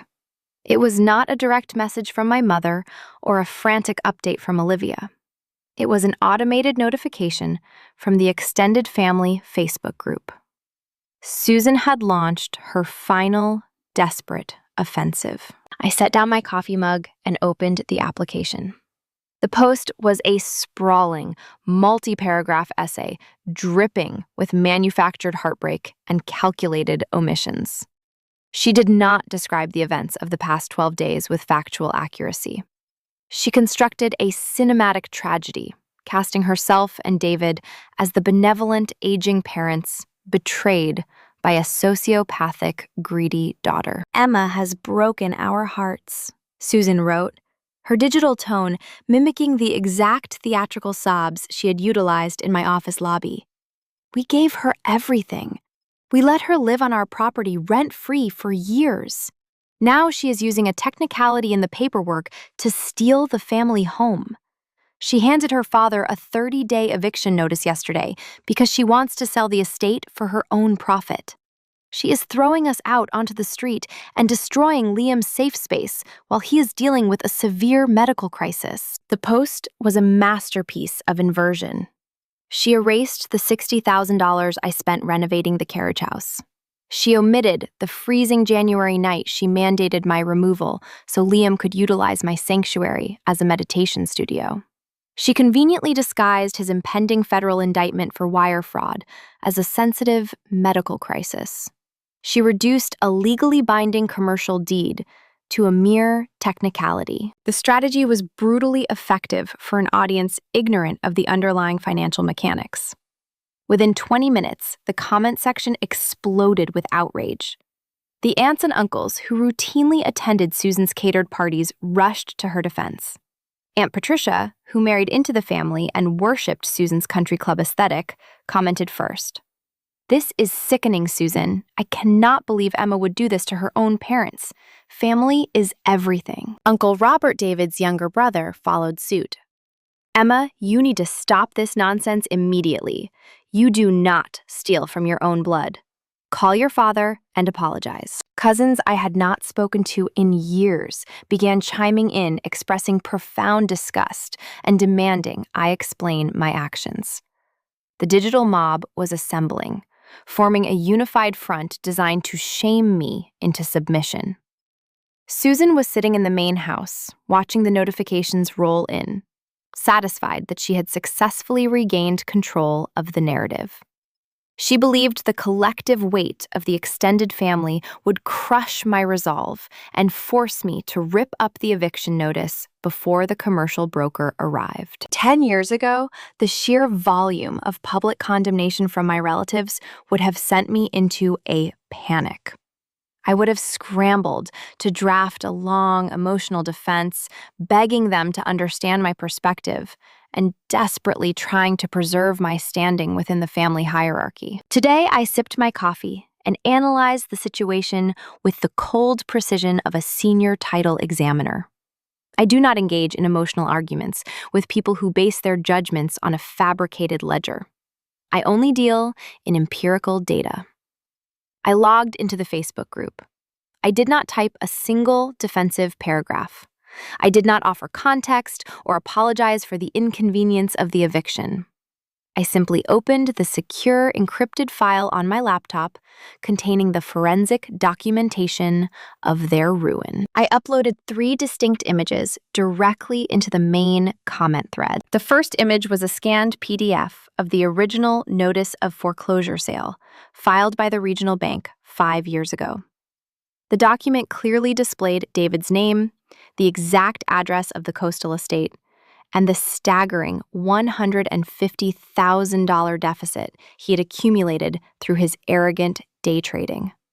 It was undeniable proof that the family home was already lost to bankruptcy long before I ever took the deed. The second image was the certified wire transfer receipt from my personal bank account. The transaction verified the exact date and time I transferred $150,000 in cash to the servicing lender. It proved definitively that I did not steal the property. I executed a hostile takeover of a toxic debt and purchased the dirt out from under them to save their flawless social standing. The final image was a screenshot of a text message. It was the digital eviction mandate Susan had sent me 12 days prior, confirming her verbal command in the kitchen. "Emma, pack your things by tomorrow morning. Liam needs the carriage house for his recovery." The timestamp illuminated the exact moment she threw her own landlord out into a coastal snowstorm. I attached the 3 images to a single comment. I did not write a sprawling essay to counter her theatrical performance. I typed exactly 1 sentence. "I saved the house they kicked me out of. It's so I am selling it." I hit enter. The comment posted instantly anchoring the 3 damning documents directly beneath Susan's weeping narrative. I set the mobile phone face down on the desk and returned to my morning routine. I did not wait for the inevitable reaction. I knew the exact psychological sequence that would follow. The digital silence that descended upon the Facebook group was deafening. The rapid-fire notifications ceased entirely. The aunts and uncles who were preparing to scold me suddenly found themselves staring at the unassailable proof of David's catastrophic financial incompetence and Susan's staggering cruelty. They read the foreclosure notice, realizing the patriarch who routinely mocked their modest incomes was actually a bankrupt fraud. They read the wire transfer, confirming the quiet, boring niece they dismissed had single-handedly subsidized the entire family illusion. They read the text message and understood that Susan was not a victim. She was a parasitic liar who had evicted her own child to accommodate a 26-year-old grifter. The extended family did not rush to apologize to me. In toxic ecosystems, relatives rarely acknowledge their misjudgments. Instead, their reaction was governed by pure self-preservation. They realized that David and Susan were 30 days away from a commercial eviction and possessed zero liquid capital to secure new housing. They recognized that the golden boy was drowning in a $200,000 debt. The aunts and uncles immediately abandoned my parents. They stopped commenting, they stopped calling, they vanished, terrified that Susan and David would ask to sleep on their couches or demand a financial bailout. The social safety net my mother had spent decades curating disintegrated in less than 10 minutes. The narrative war was over, and the final physical consequence of their unearned arrogance was rapidly approaching. The commercial broker was driving to the estate, and the eviction clock was ticking down to zero. The fallout from my brief digital intervention executed a flawless psychological decapitation. Susan and David did not text me again that Friday. They did not call my hotel suite to demand a retraction or attempt another theatrical lobby ambush. The extended family network they had so desperately tried to weaponize against me had evaporated. The silence that followed was not the quiet anticipation of a counterattack. It was the crushing, suffocating realization that they were completely and permanently isolated. Monday morning arrived with the sterile, unforgiving light of a Maine winter breaking over the Portland harbor. The commercial real estate broker I contracted arrived at the coastal estate precisely at 8 o'clock. The eviction timeline does not pause for familial sentiment, and it certainly does not care about suburban pride.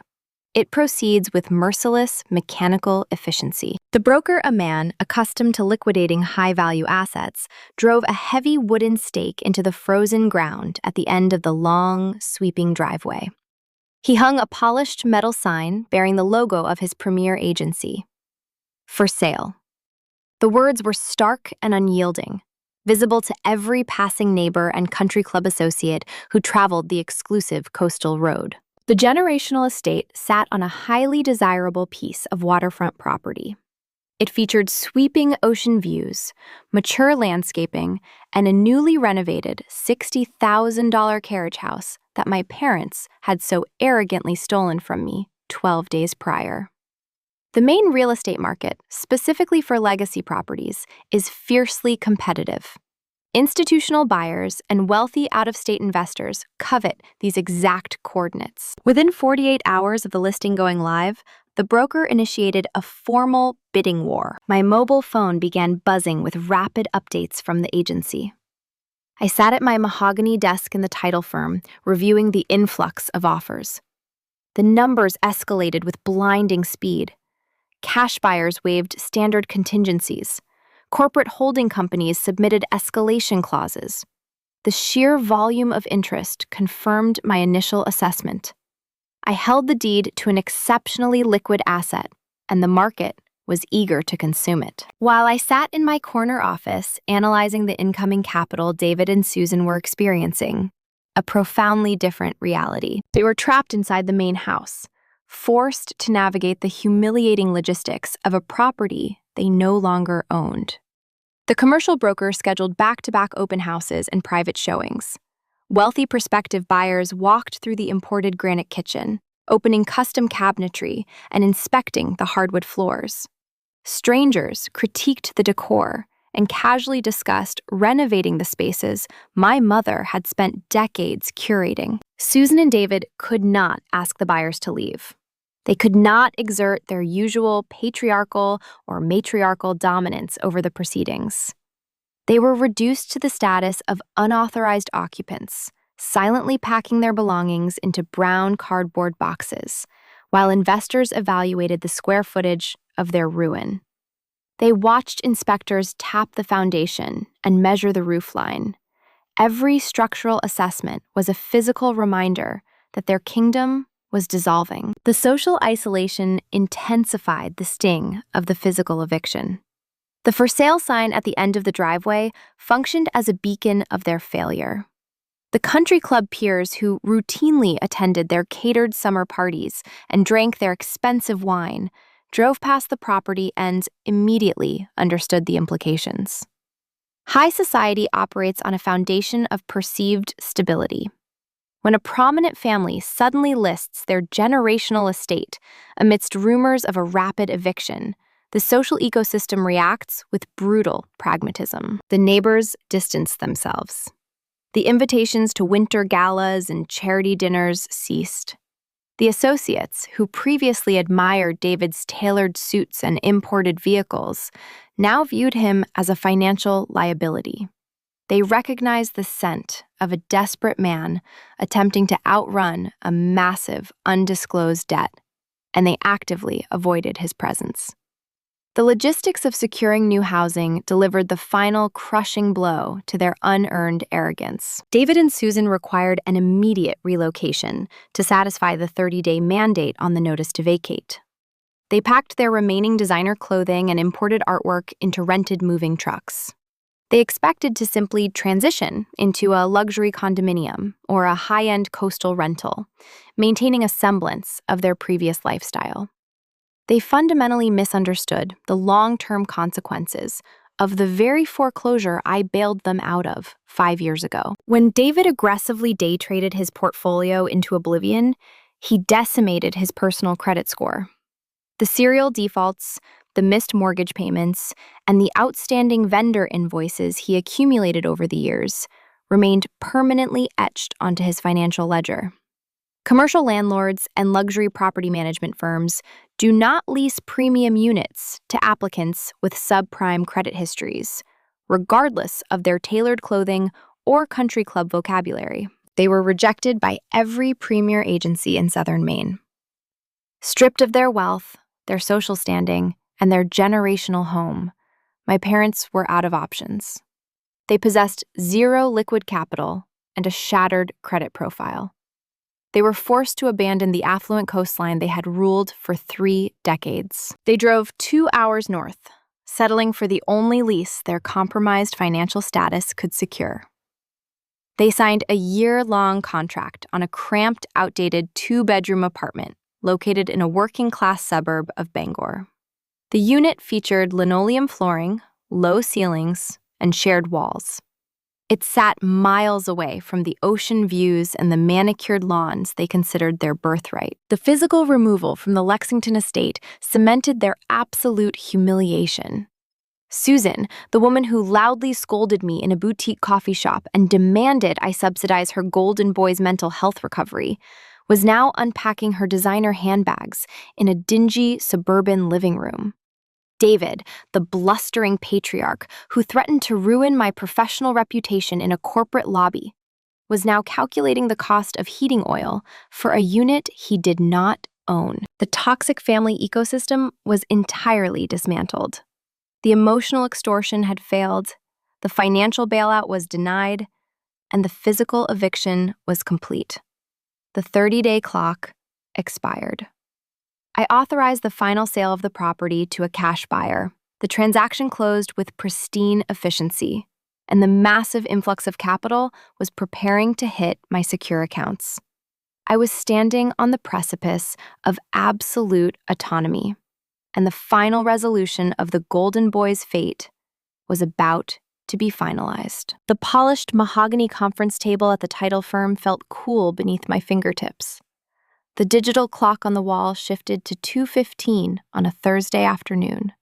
The 30-day eviction mandate had expired. The coastal estate was vacant, the locks were changed, and the final closing documents for the sale sat organized in a pristine stack before me. A senior notary public stamped the final pages, finalizing the transaction. The property sold for $1.2 million. It was a cash offer from a corporate holding company, eliminating the need for a protracted underwriting process or lengthy inspection contingencies. The transfer of the deed was executed flawlessly. As the sole managing member of the blind limited liability company, the proceeds did not route through any shared accounts or family trusts. The massive influx of capital hit my secure private portfolio within 48 hours. I watched the numbers populate on my encrypted server. I did not experience a surge of adrenaline or a wave of theatrical vindication. The satisfaction I felt was clinical. I had successfully defended my $60,000 investment in the carriage house, recovered the $150,000 bailout I provided 5 years ago, and generated a staggering profit margin on the original asset. The financial mechanics of the transaction were perfect. I did not offer a single cent to David or Susan.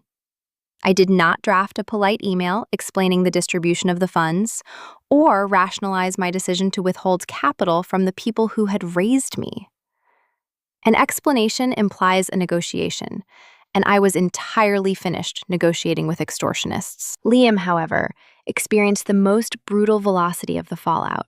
The golden boy, who had spent his 26 years coasting on unearned subsidies and complaining about my presence stifling his entrepreneurial spirit, finally encountered the unforgiving reality of a $200,000 deficit. When David and Susan were forced into a cramped working-class rental in Bangor, they could no longer shelter him. The luxury of the renovated carriage house he had stolen from me was gone. The sprawling guest room of the Maine house was sold. The private equity creditors who had funded his fabricated boutique fitness apps did not accept his victim narrative. They initiated formal civil proceedings and prepared to file criminal fraud charges against him for the falsified revenue projections on his original loan application. Liam was entirely out of options. He possessed zero liquid capital, no tangible assets to leverage, and no professional skills outside of aesthetic branding. He could not rely on his parents to quietly open a checkbook and make the problem disappear. For the first time in his subsidized existence, he was forced to navigate a crisis without a safety net. He fled the state of Maine completely. He packed his remaining designer luggage into a leased vehicle he could barely afford and drove west to avoid the process servers actively hunting him.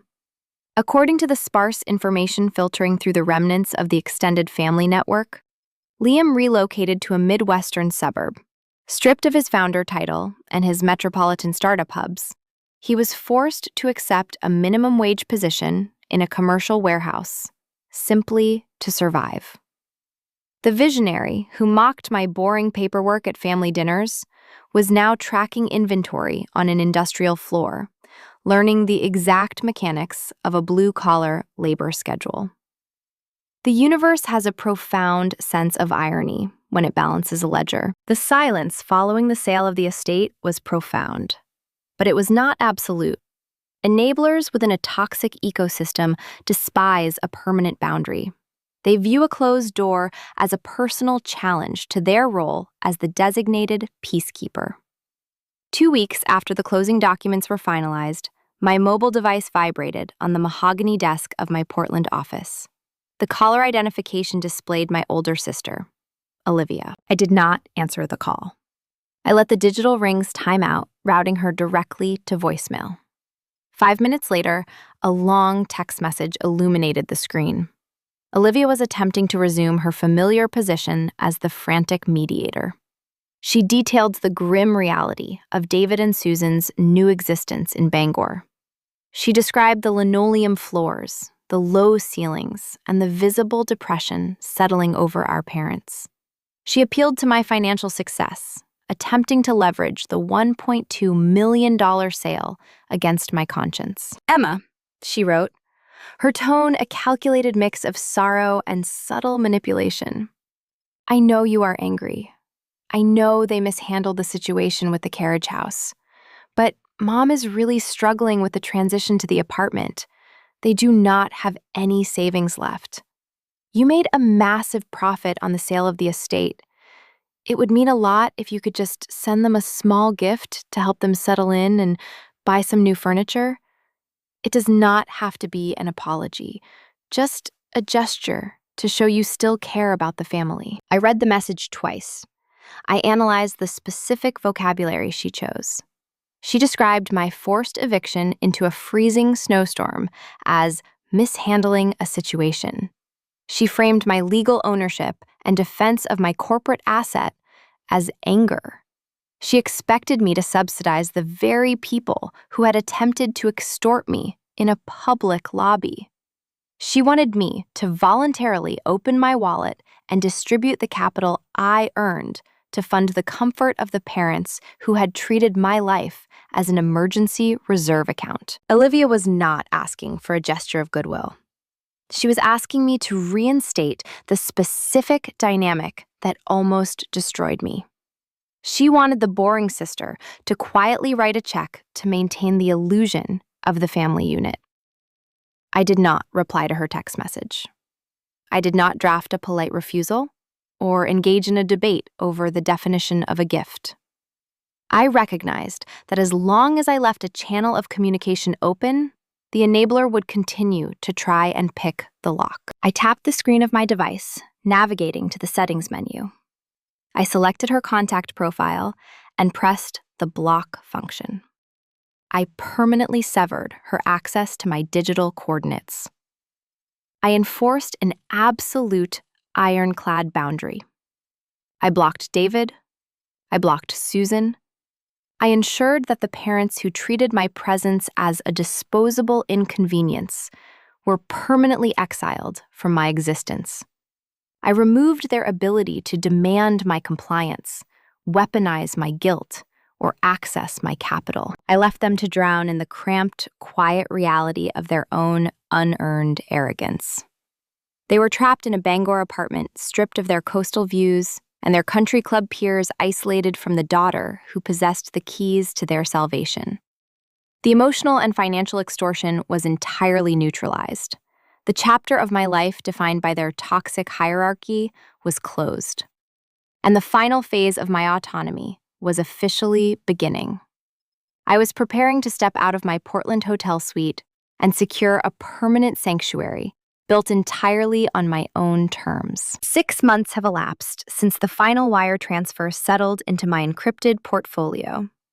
The harsh Maine winter has surrendered to a vibrant coastal summer. I am sitting on the expansive cedar deck of a custom architectural build in Cape Elizabeth. The structure features floor-to-ceiling glass steel framing and raw, unobstructed views of the Atlantic Ocean. The salt spray hangs in the morning air. The crashing of the waves against the rocky shoreline provides a steady, rhythmic soundtrack to my daily routine. I paid for this property in cash. I possess the pristine, unencumbered title. There are no hidden liens. There are no corporate shell companies obscuring the ownership ledger. I hold the deed to the dirt beneath my feet and the roof over my head. My environment is profoundly silent, entirely purged of the toxicity that defined my previous existence. 30 miles north, my parents are navigating a vastly different reality. They are enduring the suffocating heat of a cramped second-floor apartment in Bangor. They do not have ocean breezes or manicured lawns. They have the ambient noise of a working-class suburb, the hum of traffic, and the crushing weight of their own irrelevance.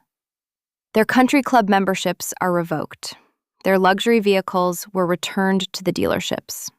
They are ghosts haunting the periphery of a social tier that permanently exiled them. 1,000 miles west, Liam is waking up before dawn. He is no longer wearing tailored cashmere or pitching phantom revenue metrics to venture capitalists. The golden boy is punching a time clock in an industrial distribution center. He is learning the rigid, unforgiving mathematics of manual labor tracking inventory on a warehouse floor to satisfy his court-ordered restitution. The toxic hierarchy they spent 3 decades enforcing is permanently dismantled. If you are listening to this narrative, you likely recognize the specific gravity of being the designated family scapegoat. You know what it feels like to sit across a mahogany dining table and watch the people who share your DNA prioritize an illusion over your fundamental well-being.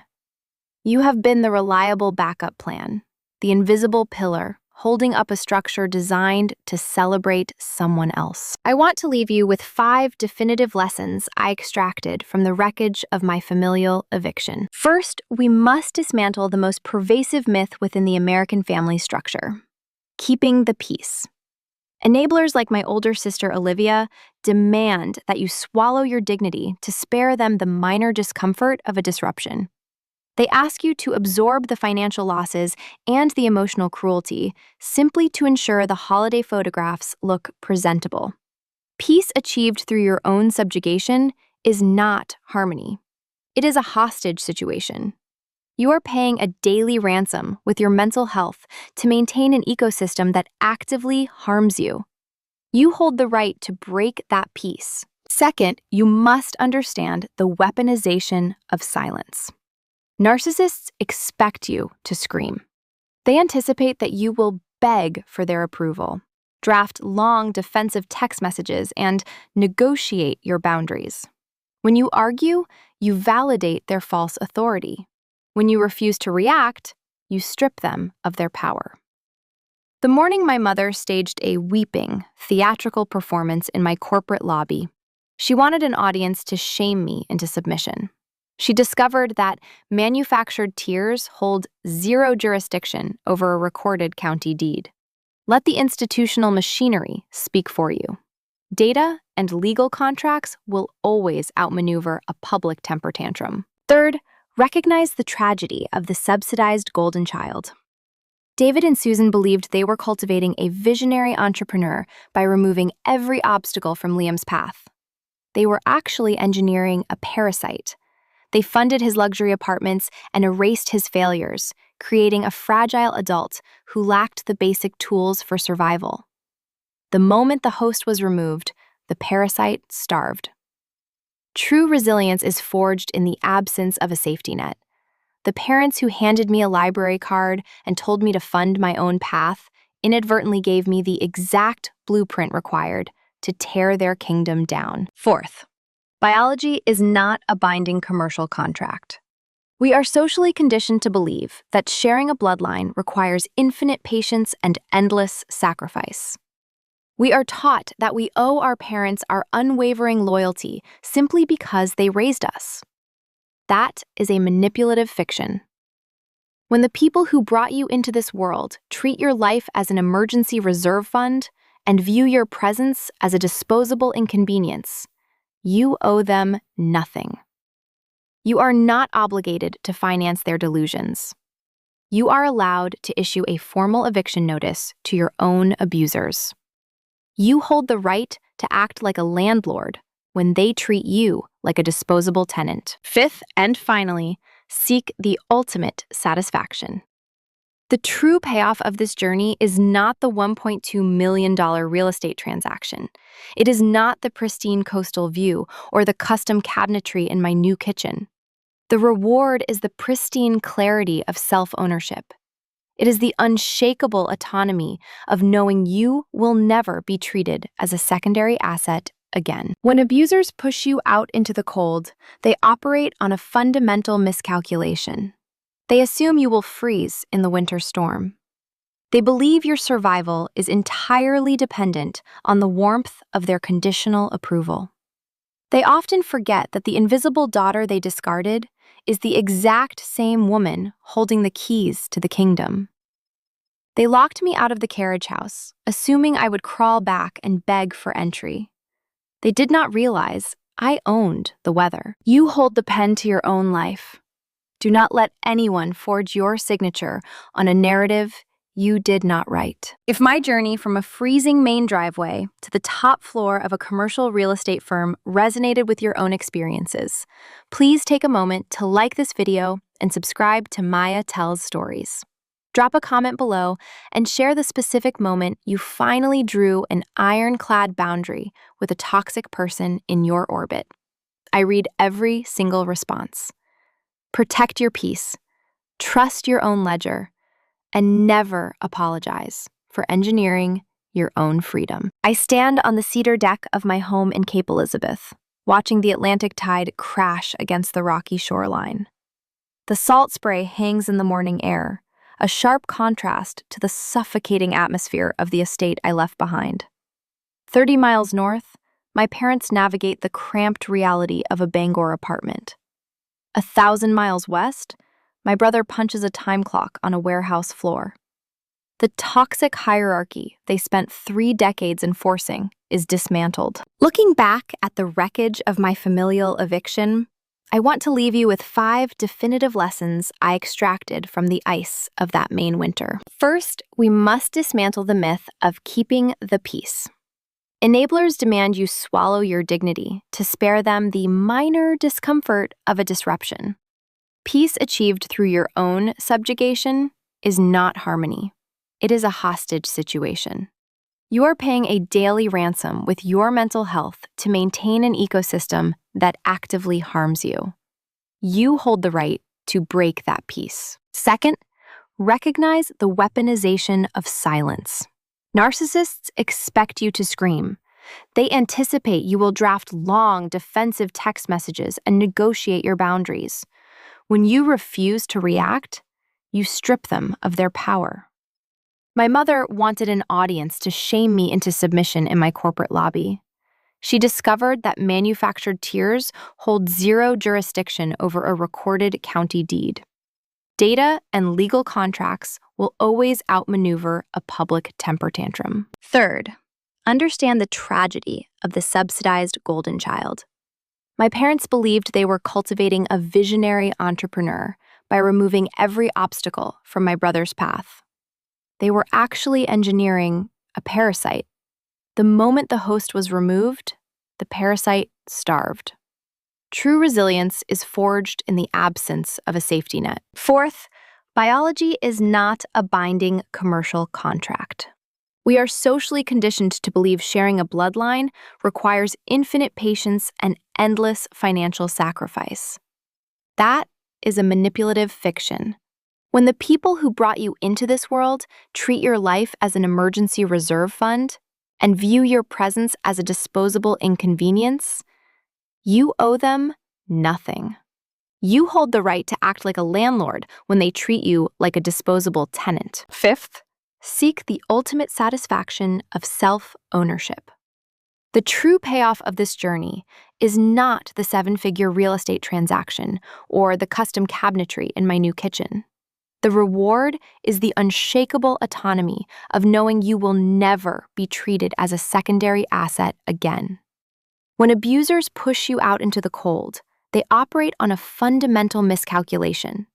They assume your survival depends on the warmth of their conditional approval, forgetting you hold the keys to the kingdom. You hold the pen to your own life. Do not let anyone forge your signature on a narrative you did not write.